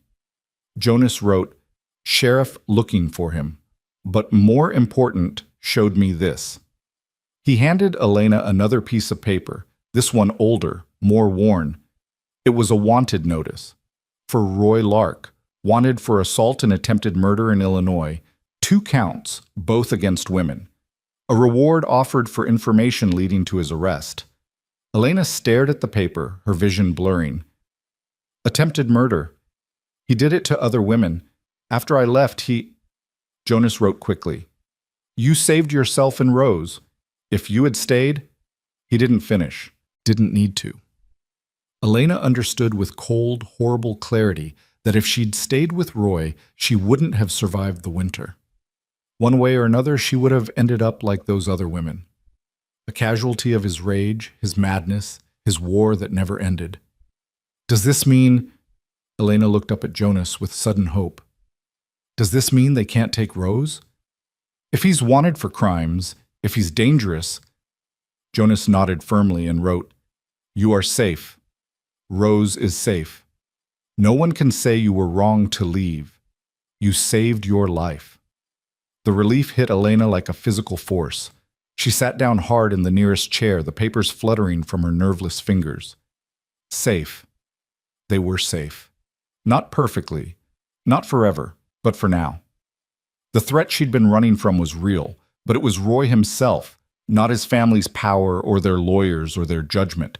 She'd been right to run, right to fight, right to save herself and Rose. Jonas knelt beside her chair and took her hand, his rough palm warm against hers. He didn't say anything, didn't need to, just squeezed gently, letting her know he was there, that he understood, that she wasn't alone in her relief or her lingering fear.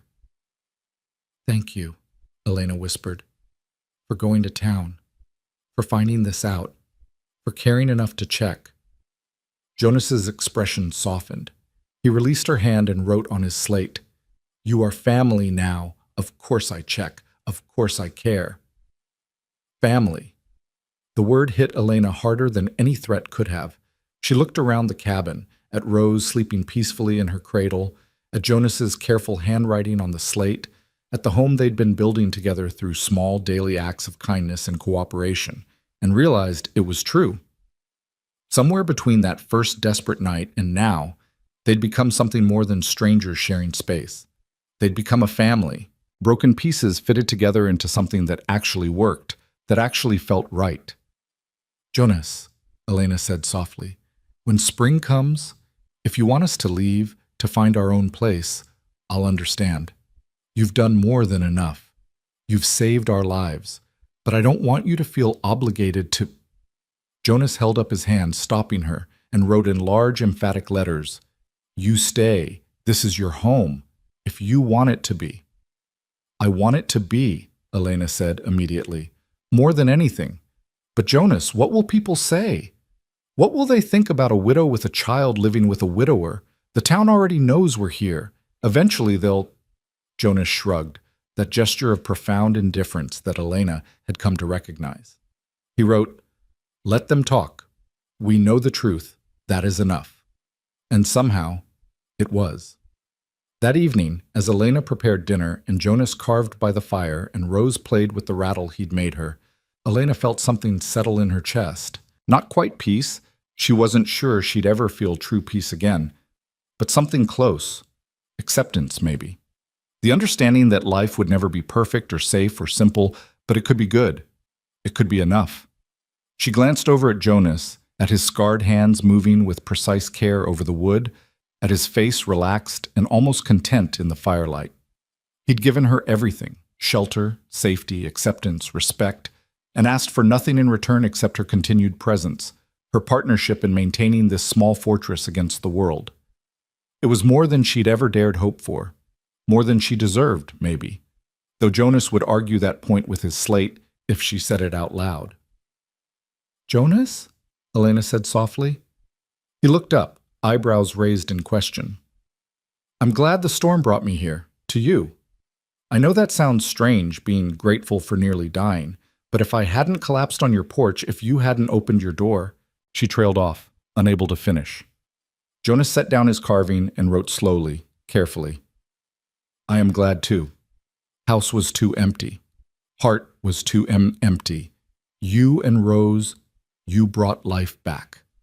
He hesitated, then added one more line, "You brought me back." Elena felt tears sting her eyes, but they were good tears, clean tears, the kind that washed away old pain instead of adding to it. She crossed to Jonas and kissed his forehead gently, impulsively, then stepped back before either of them could overthink it. Jonas's face flushed red, but his eyes held warmth, maybe even the beginnings of something deeper. He ducked his head and returned to his carving, but Elena caught the small smile playing at the corners of his mouth. Outside, the night deepened and the temperature dropped, winter settling in with renewed vigor. But inside Jonas Hale's cabin, the fire burned bright and steady, and three survivors continued the quiet work of learning how to live instead of merely survive. The threat from Illinois seemed distant now, manageable, less terrifying in the light of truth and Jonas's unwavering protection. Elena knew challenges would come. Winter was long, resources would grow scarce, the isolation would test them. But for the first time in longer than she could remember, she believed they would face those challenges together and prevail. She'd been running for so long, fleeing from danger toward an uncertain future. But here, finally, she'd found somewhere worth staying, someone worth staying for, a life worth fighting to protect. And if Roy or his family or any other threat came for them, they'd find two people who'd already lost everything once and refused to lose it again. They'd find a man who'd rediscovered his voice and his purpose.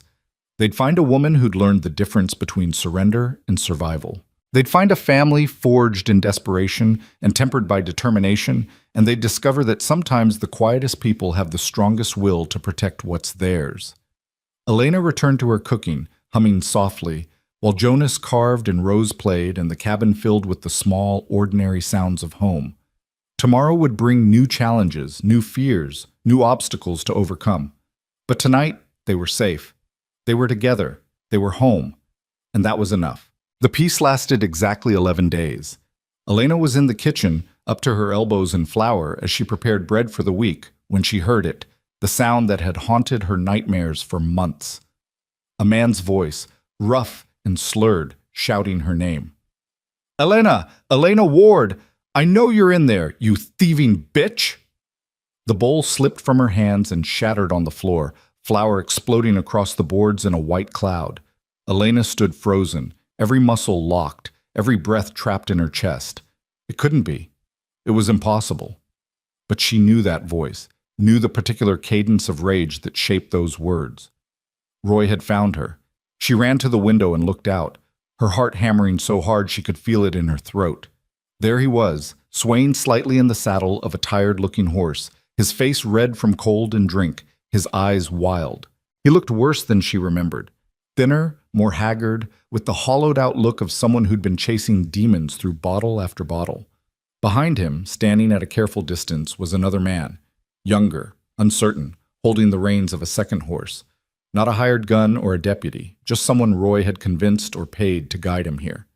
Elena's mind raced. Jonas had gone into town that morning for supplies, a trip he'd been putting off for days. He wouldn't be back until evening at the earliest. She was alone with Rose, and Roy was here, and there was nowhere to run. "Come out here!" Roy bellowed, his words breaking into a cough. "Come out and face what you've done. You took my money. You took my child. You made me look like a fool in front of my family." Rose began to cry, startled by the shouting.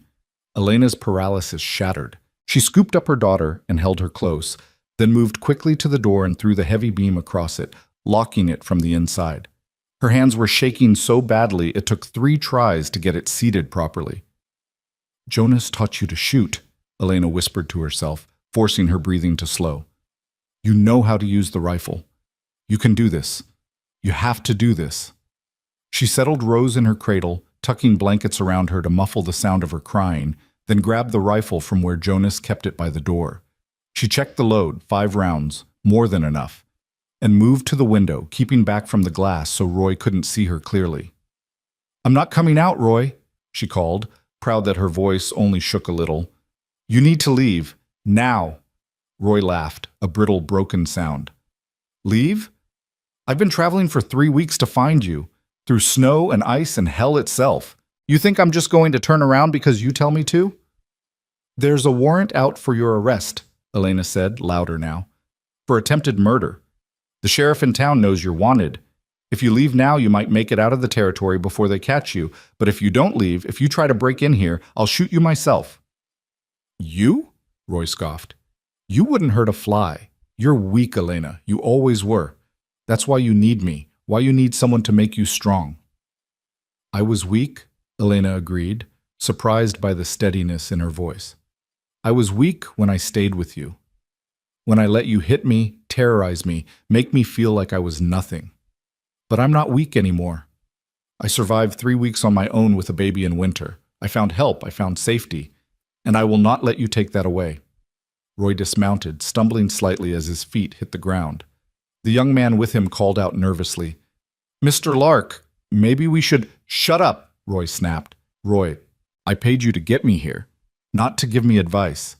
He turned back to the cabin. "Elena, I'm going to count to 10.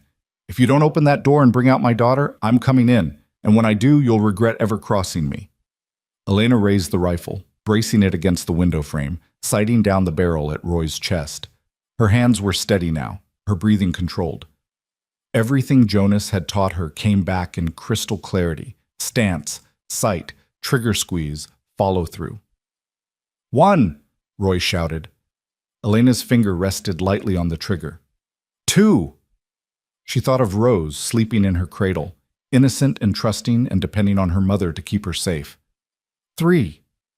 She thought of Jonas, of his quiet strength, his unwavering protection, his promise that they'd face anything together. 4. She thought of all the doors that had slammed in her face, all the people who'd turned away, all the times she'd been told she was worthless and broken and deserved whatever happened to her. 5. Not anymore. 6. Elena pulled the trigger. The shot cracked across the frozen air, echoing off the hills. The bullet hit the ground 3 feet in front of Roy, kicking up snow and frozen earth.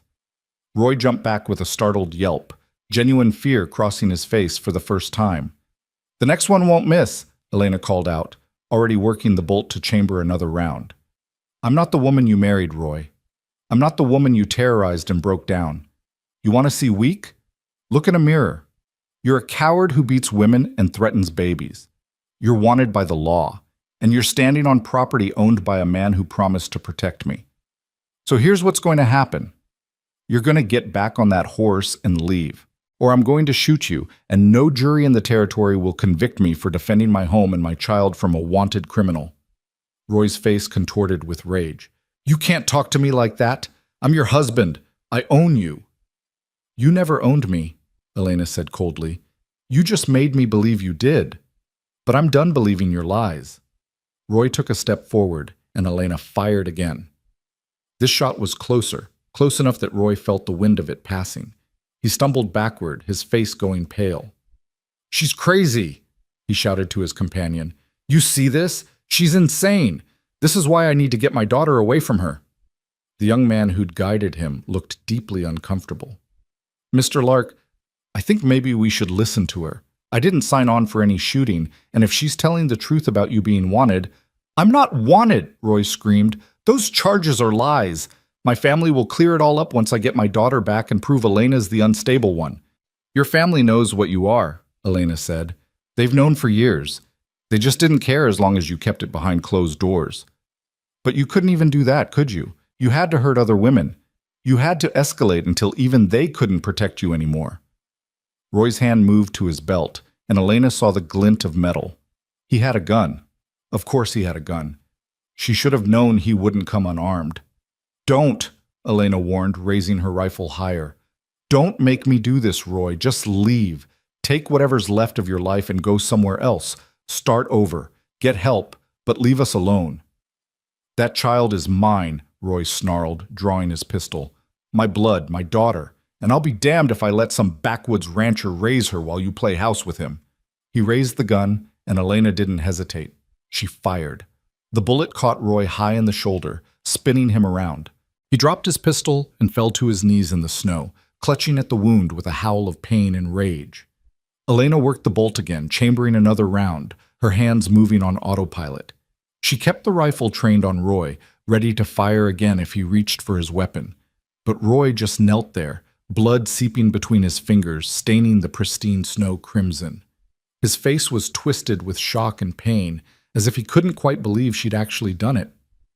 "You shot me," he gasped. "You actually shot me." "I warned you," Elena said, her voice hollow.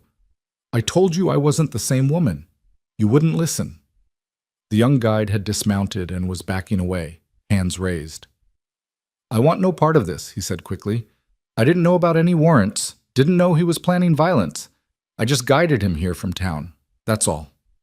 "Then guide yourself away," Elena said, without taking her eyes off Roy. "And when you get back to town, tell the sheriff what happened here. Tell him Roy Lark came to my home, threatened me and my child, and drew a weapon first. Tell him I shot in self-defense." The young man nodded rapidly and practically ran to his horse, mounting and riding away at a gallop. Elena barely noticed. All her attention was fixed on Roy, on the man who'd terrorized her for years, now kneeling broken in the snow.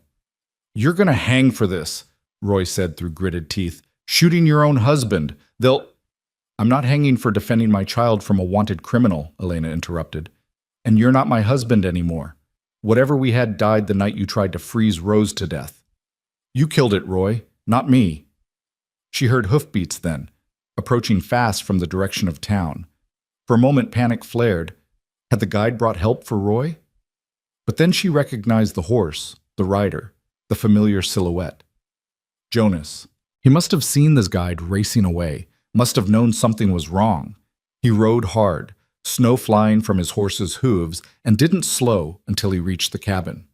He took in the scene with one sweeping glance. Elena at the window with the rifle, Roy bleeding in the snow, the dropped pistol nearby. Jonas dismounted in one smooth motion and moved toward Roy with predatory purpose. Roy tried to stand, tried to run, but Jonas caught him by his injured shoulder and drove him back to his knees with casual brutality. "Elena!" Jonas called, his voice rough but controlled. "You hurt? Rose hurt?" "We're fine," Elena called back. "He drew on me first. I shot him in the shoulder. It's not fatal, but he needs a doctor." Jonas nodded, then looked down at Roy with an expression of such cold contempt that even Elena felt a chill. "You made a mistake coming here," Jonas said quietly. Roy spat blood and glared up at him. "You're the one making a mistake protecting her. That's my wife, my child. You got no right." Jonas's fist connected with Roy's jaw, snapping his head back. Roy crumpled completely, unconscious before he hit the ground. Jonas stood over him for a moment, breathing hard, his hands clenched into fists. Then he looked up at Elena and something in his expression softened. "It's over," he said. "You did good. You protected yourself and Rose. It's over now." Elena lowered the rifle with shaking hands and sagged against the wall, suddenly exhausted. The adrenaline that had kept her sharp and focused drained away all at once, leaving her hollow and trembling. Jonas secured Roy's hands with rope from his saddlebag, binding the unconscious man efficiently. Then he came to the door, and Elena lifted the beam to let him in. The moment he was inside, Elena collapsed against him, the rifle clattering to the floor as her legs gave out. Jonas caught her, holding her up, one hand cradling her head against his chest. "I shot him," Elena whispered. "I actually shot him." "You did what you had to do," Jonas said firmly. "He drew first. He threatened you. No one will blame you for defending yourself and Rose."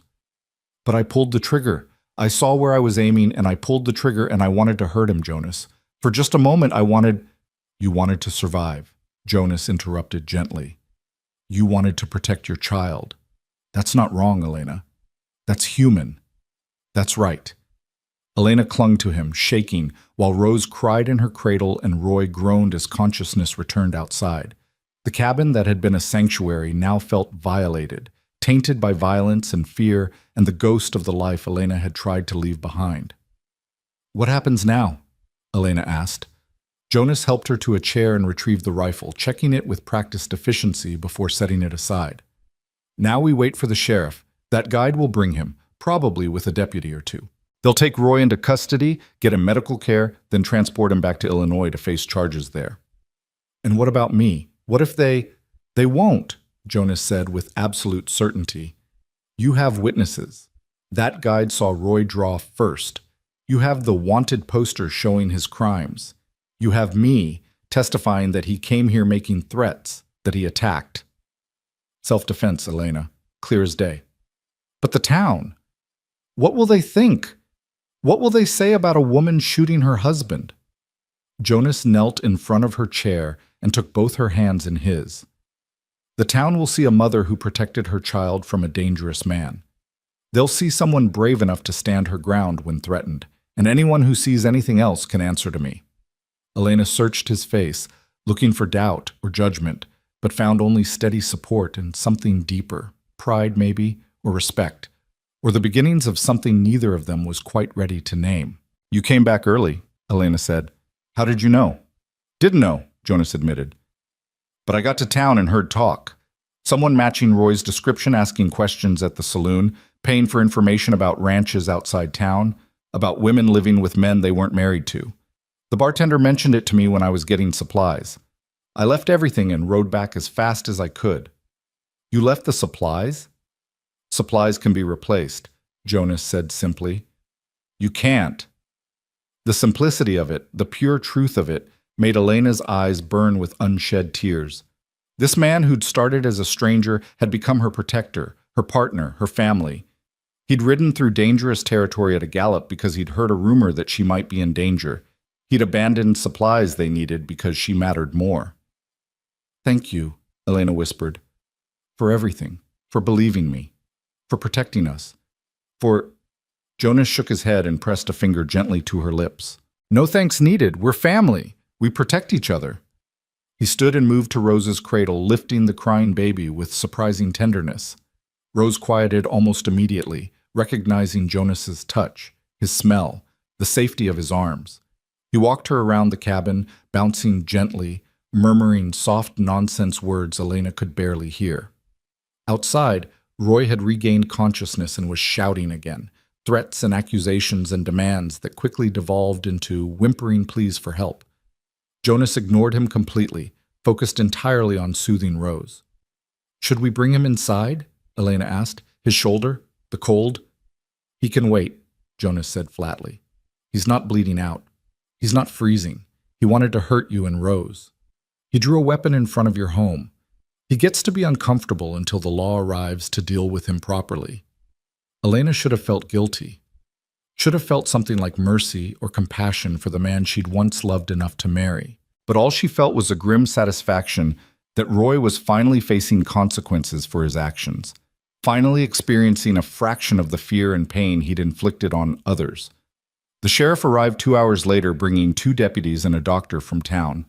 Elena told her story from the beginning: the escape from Illinois, the wanted poster, the lawyer who'd come asking questions, today's confrontation.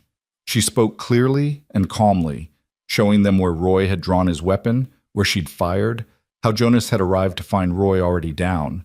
The young guide corroborated everything, explaining how Roy had hired him, how he'd seemed increasingly unstable during the journey, how he'd clearly drawn first. The doctor examined Roy's shoulder, a through-and-through wound, painful but not life-threatening, and patched him up with professional efficiency. Throughout it all, Jonas stood beside Elena like a silent sentinel, his presence a constant reminder that she wasn't alone, that she had support, that she had someone willing to speak for her if her own voice failed.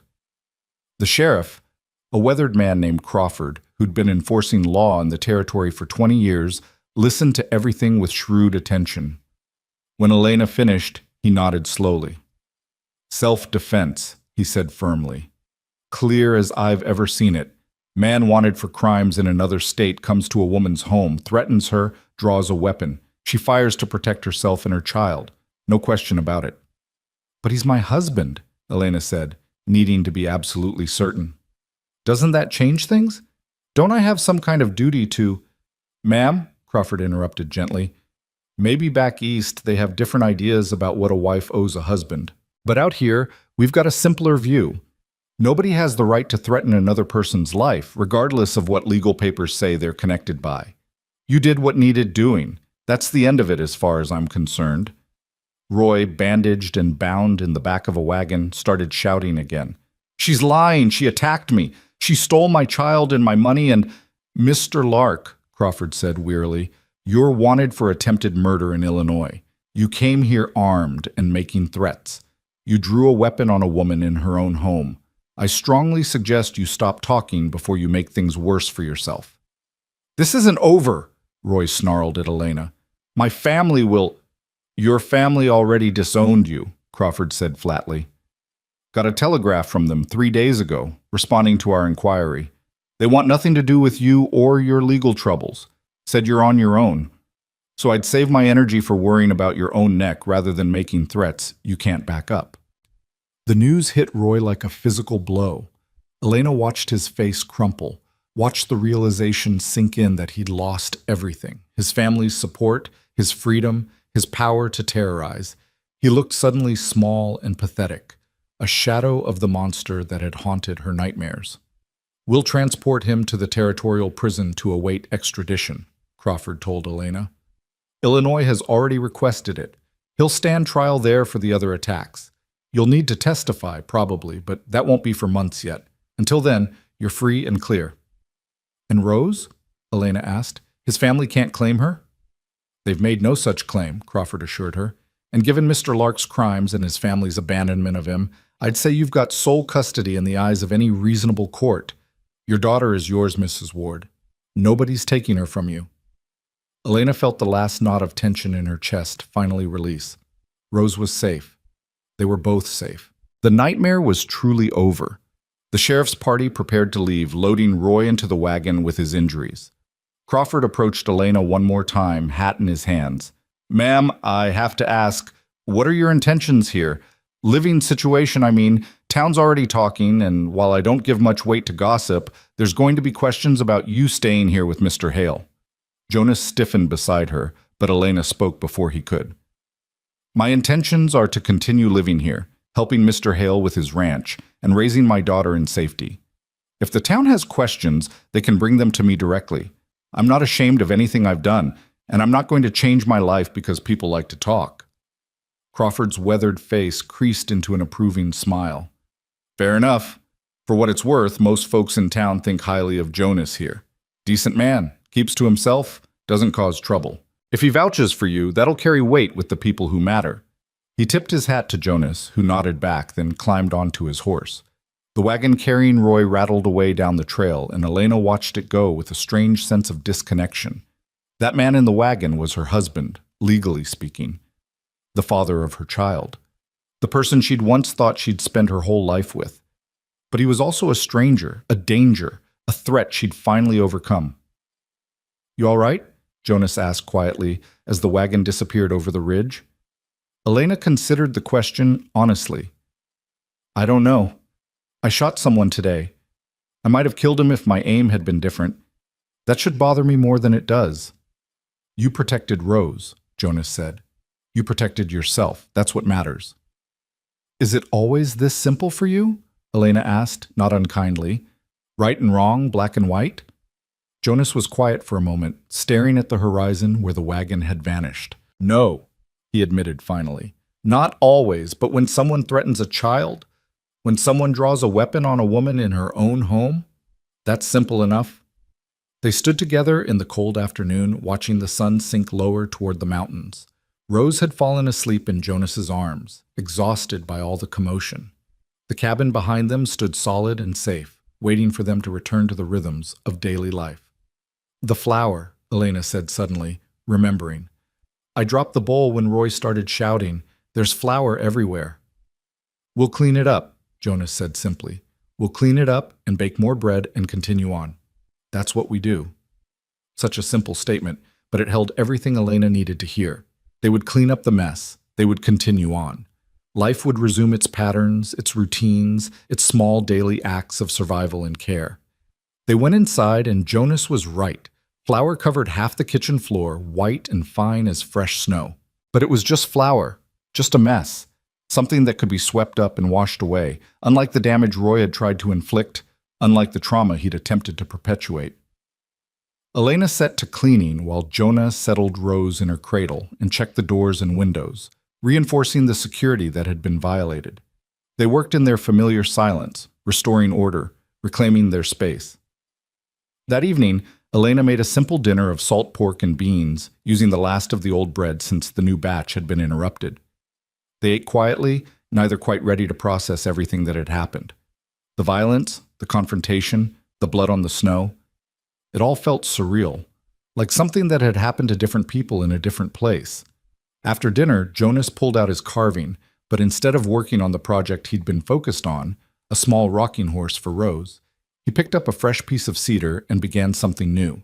Elena watched his hands move, saw the careful consideration in each cut, the way he held the wood as if listening to what it wanted to become. "What are you making?" she finally asked. Jonas didn't look up, but he tilted the piece so she could see. It was taking shape as a small plaque, similar to the one Sarah had made years ago. Elena could already make out the first few letters. Courage. "Is that for me?" Elena asked softly. Jonas nodded, still carving, adding the next letters with meticulous care. Elena felt her throat tighten. She'd shot a man today, had drawn blood, caused pain, defended her home with violence. She should feel guilty or horrified or traumatized. Instead, she felt strangely calm, as if she'd passed some crucial test and proven to herself that she was capable of more than she'd ever imagined. "I'm not sure I deserve it," Elena said. "The courage, I mean. I was terrified the entire time." Jonas stopped carving and picked up his slate. Courage isn't not being afraid. Courage is being afraid and doing it anyway. "Is that what you did?" Elena asked. "When you opened the door to me. Were you afraid?" Jonas nodded slowly. Afraid of caring, afraid of losing, afraid of feeling again. He paused, then added, "Did it anyway." They looked at each other across the cabin, understanding passing between them without need for more words. They were both brave and broken, both terrified and determined, both doing the hard work of choosing life over fear every single day. "Thank you for not giving up on us," Elena said, "even when it would have been easier." Jonas set down his carving and crossed to her, pulling her gently to her feet. He wrapped his arms around her and Elena pressed her face against his chest, feeling the steady beat of his heart, the solid warmth of him, the safety he represented. They stood like that for a long time, holding each other while Rose slept and the fire crackled and the night deepened outside. Two people who'd survived the worst and chosen to keep surviving together. When they finally separated, Jonas cupped Elena's face in his large, scarred hands and looked at her with an intensity that made her breath catch. "You're safe now," he said, his voice rough but certain. "Both of you, I promise." "I know," Elena whispered. "I believe you." And she did. For the first time in years, maybe in her entire life, Elena truly believed she was safe.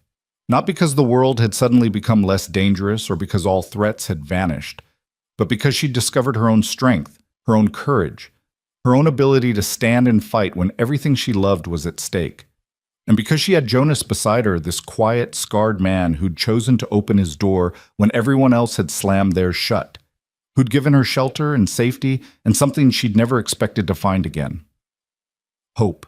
That night, Elena lay in bed with Rose sleeping beside her, listening to Jonas's steady breathing from his cot. The cabin was silent except for the usual nighttime sounds, the settling of logs, the whisper of wind, the occasional pop from the banked fire. But for the first time since that desperate night in Illinois, Elena didn't jump at every sound, didn't lie awake imagining footsteps approaching, doors breaking, dangers coming. Instead, she simply closed her eyes and let herself rest, truly rest, knowing that the worst was finally behind her. Roy was gone. The threat was ended. The future stretched ahead, uncertain but no longer terrifying. And in this small cabin on the Colorado frontier with snow piled deep outside and a fire burning low inside, 3 survivors who'd found each other in the storm continued the quiet work of building something new from the wreckage of what had been lost. Something worth protecting. Something worth fighting for. Something that felt almost like family, and more like home. The snow began to melt 3 weeks after Roy was taken away. It happened slowly at first, almost imperceptibly. The icicles hanging from the eaves dripping in the afternoon sun, the drifts against the barn settling and compacting, patches of dark earth appearing like promises beneath the white. Then all at once, it seemed, winter loosened its grip and the world transformed from frozen stillness into rushing, dripping, muddy life. Elena stood at the window one morning in early March, watching water run in rivulets down the trail, and felt something shift inside her chest. The thaw wasn't just happening outside. It was happening within her too, some long-frozen part of her soul finally beginning to soften and wake. "Spring's coming," Jonas said from behind her, his voice still rough but used more often now, as if he was slowly remembering how to speak after years of silence. I can't quite believe it, Elena admitted. There were days in January when I thought winter would never end, that we'd be frozen here forever. Jonas moved to stand beside her, close enough that their shoulders almost touched. Would that be so terrible? Being here forever? Elena looked up at him, at the face she'd come to know so well. The scars, the weathered skin, the gray eyes that could be so cold to outsiders but held such warmth when they looked at her and Rose. No, she said softly, that wouldn't be terrible at all. Something passed between them in that moment, an acknowledgement of what they'd both been carefully not saying for months. This arrangement that had started as temporary shelter had become something else entirely. Something neither of them quite knew how to name, but both felt with increasing certainty. Jonas cleared his throat and looked away, color rising in his cheeks. Need to check the fence lines today. Melting snow sometimes brings down posts. Could use help if you're willing. Of course, Elena said, grateful for the return to practical matters. Let me get Rose ready. She could use some fresh air anyway. They spent the morning walking the property line together, Rose bundled against Elena's chest in a sling Jonas had fashioned from canvas and leather. The baby was growing quickly now, her face filling out, her eyes bright and curious as she took in the changing world. She babbled constantly, reaching for everything, and Jonas had taken to carving her small toys, animals and rattles and simple puzzles that kept her entertained for hours. As they worked, checking posts and clearing debris, Elena found herself noticing things she'd been too afraid or exhausted to see before. The way Jonas's hands moved with such confidence and care, how he'd glance over at Rose every few minutes, as if needing to reassure himself she was safe and content. The small smile that tugged at his mouth when Elena made a joke or sang while she worked. He was beautiful, she realized with sudden clarity. Not in any conventional sense. His face was too scarred, too weathered, too marked by grief and hardship. But in the way he moved through the world with quiet competence, in his gentleness with creatures smaller and weaker than himself, in his unwavering loyalty and protection. Jonas, Elena said, then paused, unsure how to continue. He looked up from the post he was examining, eyebrows raised in question. I've been thinking, Elena started, then stopped again. How did you tell someone they'd saved your life without making it sound like gratitude rather than something deeper? About us, about this arrangement. Jonas went very still, his expression carefully neutral. He waited, patient as always, giving her space to find her words. When spring really arrives, Elena continued, when the pass is clear and travel is possible again, people from town will start coming out more. There will be talk. About me living here with you, unmarried, with Rose. Sheriff Crawford warned me about it. Don't care about talk, Jonas said flatly. Let them say what they want. But I care about you, Elena said, the words tumbling out before she could second-guess them. I care about your reputation, your standing in the community. I don't want to damage that by being here. Jonas set down his tools and crossed to her in 3 long strides. He cupped her face in his hands, forcing her to meet his eyes. Elena, listen to me. I don't give a damn what people say, but if you're worried, if you want things different... He paused, swallowed hard. We could make it proper, legal, get married. Elena's breath caught. Jonas, you don't have to... Not about have to, Jonas interrupted. About want to. About choosing to. His voice softened. I'm not good with words. Never have been. But these months with you and Rose, they've been the first time since Sarah and Finn died that I've felt alive instead of just existing. You make this house a home again. You make me want to be more than just a man waiting to die. You're not proposing out of obligation? Elena asked, needing to be certain. Not because you think I need protecting or because of what people might say? I'm proposing, Jonas said carefully, because I love you, both of you. Because I want you here not just for this winter, but for every winter. Because when I think about my future, I can't imagine it without you in it. Elena felt tears spill over, but they were good tears, clean tears. I love you too, she whispered. I didn't think I could love anyone again after Roy, after everything, but you. You're so different from him. You're kind and gentle and strong in all the ways that matter. You've given me everything and asked for nothing. How could I not love you? Jonas kissed her then, tentatively at first, as if afraid she might pull away. But Elena leaned into him, kissing him back with all the pent-up emotion and gratitude and hope she'd been carrying. Rose made a sound of protest between them, squished by their embrace, and they broke apart with shared laughter. Is that a yes? Jonas asked, a smile transforming his usually serious face. You'll marry me? Yes, Elena said firmly. Yes, absolutely yes. Jonas pulled her close again, more carefully this time, his arms around both her and Rose, his face buried in her hair. Elena felt him shaking slightly and realized with wonder that he was crying, silent tears of relief and joy and release. They stood like that for a long time, holding each other in the muddy spring sunshine, while around them the world continued its thaw and transformation. A family by choice rather than blood, by survival rather than tradition, by love that had grown slowly and steadily like spring after a killing frost. The wedding took place 6 weeks later, on a clear April morning when the last of the snow had finally melted and the valley was beginning to green. They held it at the cabin rather than in town, with only a handful of witnesses, Sheriff Crawford, the doctor who'd treated Roy's wound, a neighboring rancher and his wife who'd befriended them, and the minister who traveled the circuit through the mountain settlements. Elena wore a dress she'd made herself from fabric Jonas had bought in town, simple but beautiful in pale blue cotton, with white lace at the collar. Jonas wore his best shirt and trousers, his hair freshly cut, his beard neatly trimmed. He looked uncomfortable in formal clothes, but happy, genuinely happy, in a way Elena suspected he hadn't been in years. Rose, nearly 8 months old now, wore a tiny dress Elena had sewn from scraps, and she babbled cheerfully throughout the ceremony, making everyone smile. When the minister asked if Jonas took Elena to be his wife, he answered in a clear, strong voice that carried across the yard, "I do." And when he asked the same of Elena, she looked at Jonas, at this man who'd opened his door in a blizzard, who'd protected her without question, who'd chosen to love again despite knowing the cost, and said with absolute certainty, "I do." The kiss was chaste and brief, mindful of their audience, but Jonas's eyes held a promise of more to come. Elena felt her cheeks flush as she smiled up at him, feeling suddenly shy despite everything they'd been through together. The neighbors had brought food, a luxury after months of plain ranch fare, and they shared a meal in the cabin that felt almost festive. People laughed and talked, and several made a point of telling Elena how glad they were that Jonas had found happiness again, how good it was to see him smile.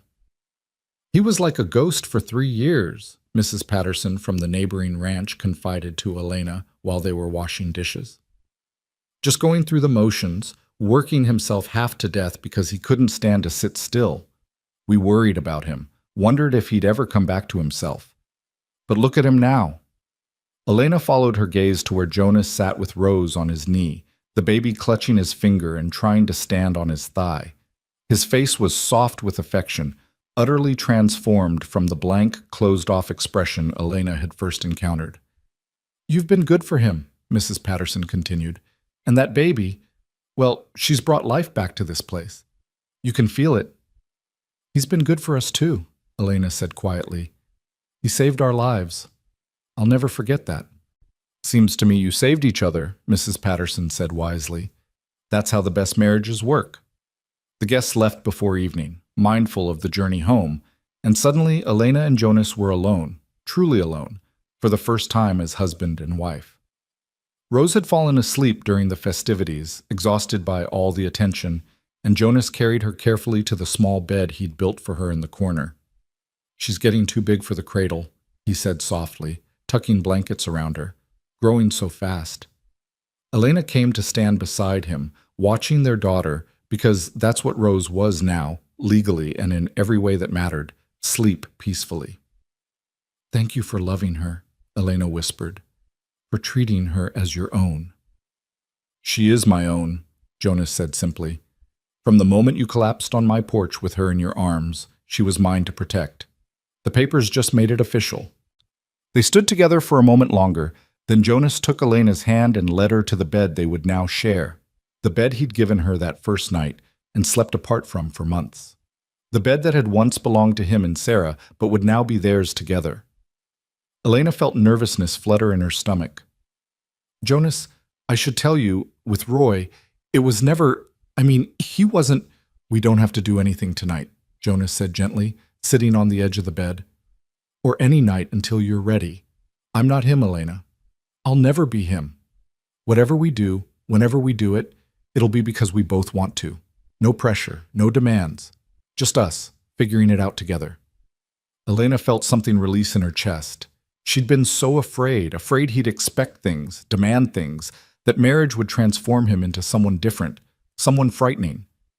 But he was still Jonas, still gentle and patient and considerate. I want to try, Elena said, sitting beside him. I want to be a real wife to you. I need you to be patient with me, to go slow. Always, Jonas promised. He reached out and tucked a strand of hair behind her ear, his touch feather light. We have all the time in the world. No rush. They lay down together, fully clothed at first, just holding each other in the darkness. Jonas's arms were warm and strong around her, and Elena pressed close to him, feeling safe in a way she'd never felt with Roy, even in the early days when he'd been gentle. Tell me about Sarah, Elena said softly. If you can. I want to know about her, about the life you had before. Jonas was quiet for so long Elena thought he wouldn't answer. Then he began to speak, his voice low and halting, telling her about a young woman he'd met at a church social who'd laughed at his awkwardness and agreed to go walking with him anyway, about their courtship, their marriage, their journey west to build something of their own, about Finn's birth, the joy of holding his son for the first time, watching him grow into a curious, energetic boy. He would have been 9 now, Jonas said, would have been old enough to really help around the ranch, to learn the work. I think about that sometimes, all the things he'll never do, never become. Do you think Sarah would be angry? Elena asked. That you moved on? That you're with me now? Jonas considered this. No. Sarah was practical.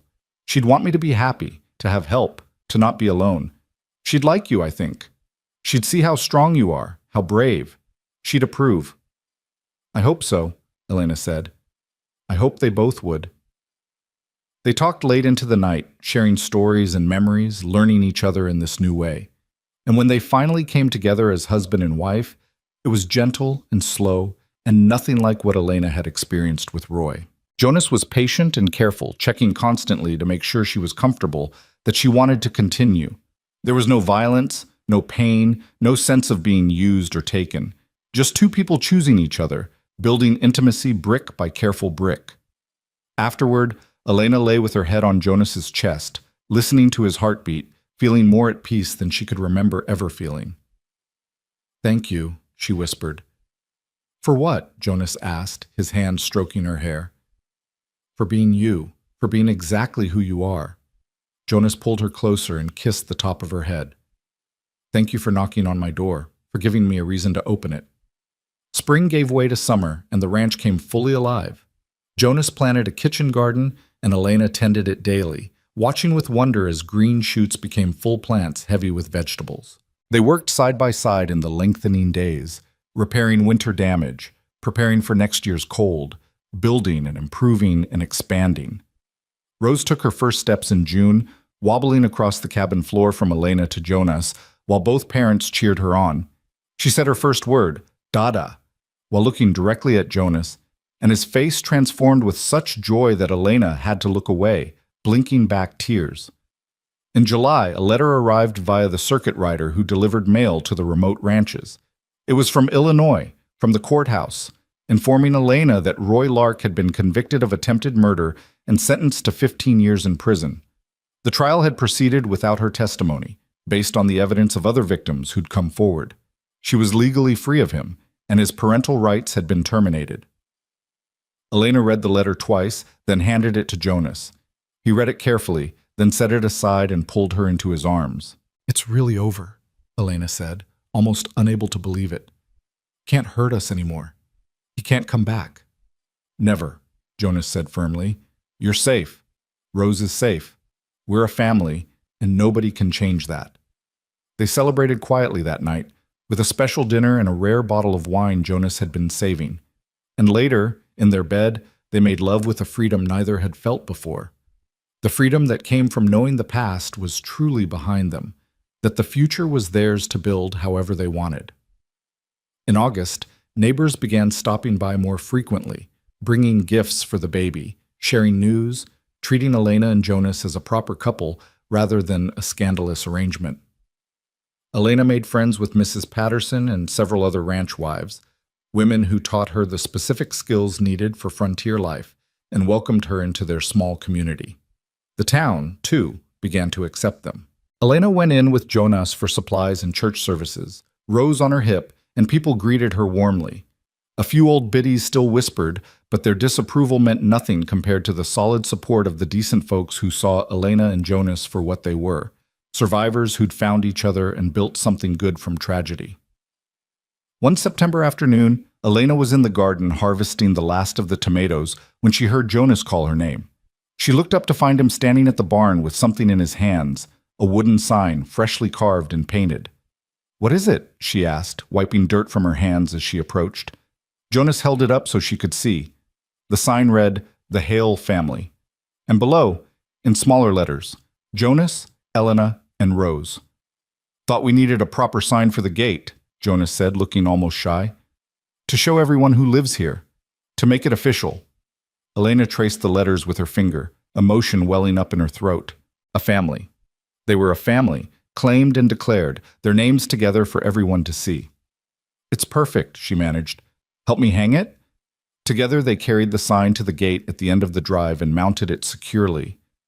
Elena stepped back to admire their work, Rose balanced on her hip, Jonas's arm around her waist. "This is home," Elena said softly. "Really, truly home."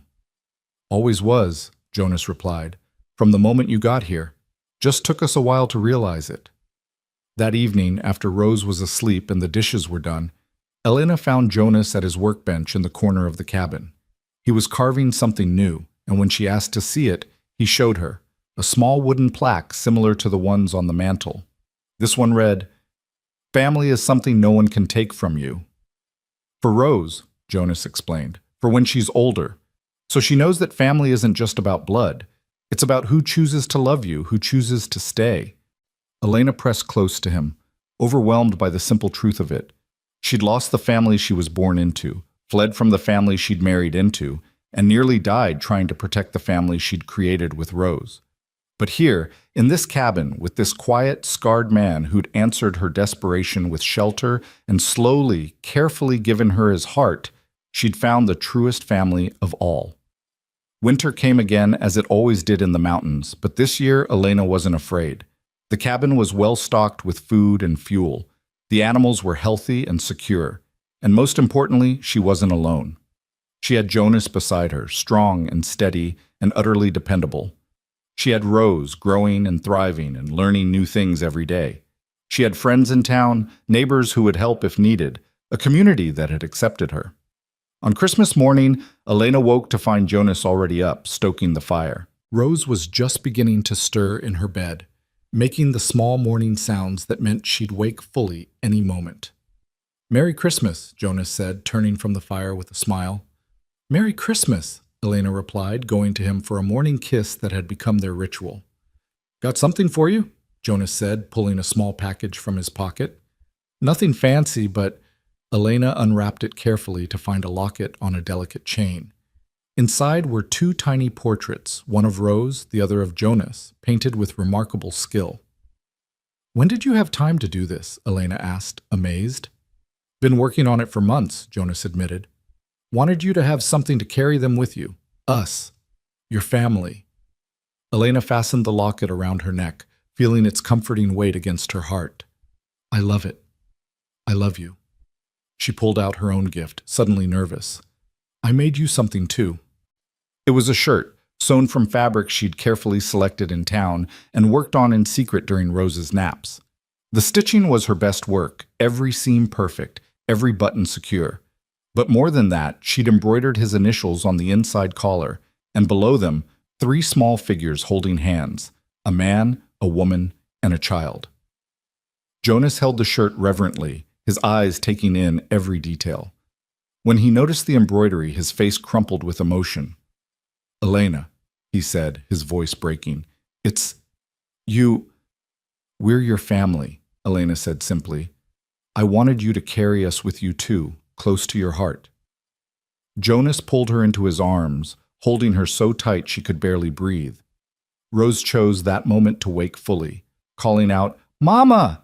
Dada!" And they broke apart with laughter to go to her together. The day passed in simple joy. Gifts opened, a special dinner prepared, carols sung while Jonas played a battered harmonica Elena had never known he owned. Rose was delighted by everything, especially the new wooden horse Jonas had carved for her, painted with bright colors and mounted on rockers so she could ride it back and forth across the floor. That night, after Rose was asleep and the fire had burned low, Elena and Jonas sat together on their bed, reviewing the year that had passed. "A year ago, I was dying in the snow," Elena said quietly. "I was ready to give up, to let go, to surrender Rose to a stranger just to save her life. I couldn't imagine surviving another day." "And now?" Jonas prompted. Elena looked around the cabin, at the cheerful chaos of toys and laundry and everyday living, at the photographs on the mantel that now included one of their wedding day, at Rose sleeping peacefully in her little bed. "Now I can't imagine my life any other way. This is where I'm meant to be, with you, with her. Home." Jonas pulled her close, and they sat in comfortable silence, watching the last embers of the fire glow and fade. Outside, snow was falling again, soft and steady, blanketing the world in white. But inside, the cabin was warm and safe, and full of love. "Thank you for opening your door," Elena whispered. "Thank you for taking us both in when you could have just turned away." Jonas was quiet for a moment, then spoke in that careful way he had when expressing something important. "I told you before. House was too empty. But it was more than that. When I saw you on that porch, saw you offering up your child to save her life, I saw real love. Sacrificial love. The kind Sarah had for Finn. Tried to save him even when it cost her own life. I couldn't turn away from that. Wouldn't have mattered if you'd been the worst person in the world. That kind of love deserves protection." "And now?" Elena asked. "Do you still see it that way? Do you ever regret—" "I see a woman who's become my partner, my wife, my best friend," Jonas interrupted. "I see the mother of my daughter because Rose is mine now, as much as if I'd fathered her myself. I see someone brave and strong and kind who makes me want to be better, do better, live better. Regret? Never. Not for 1 second."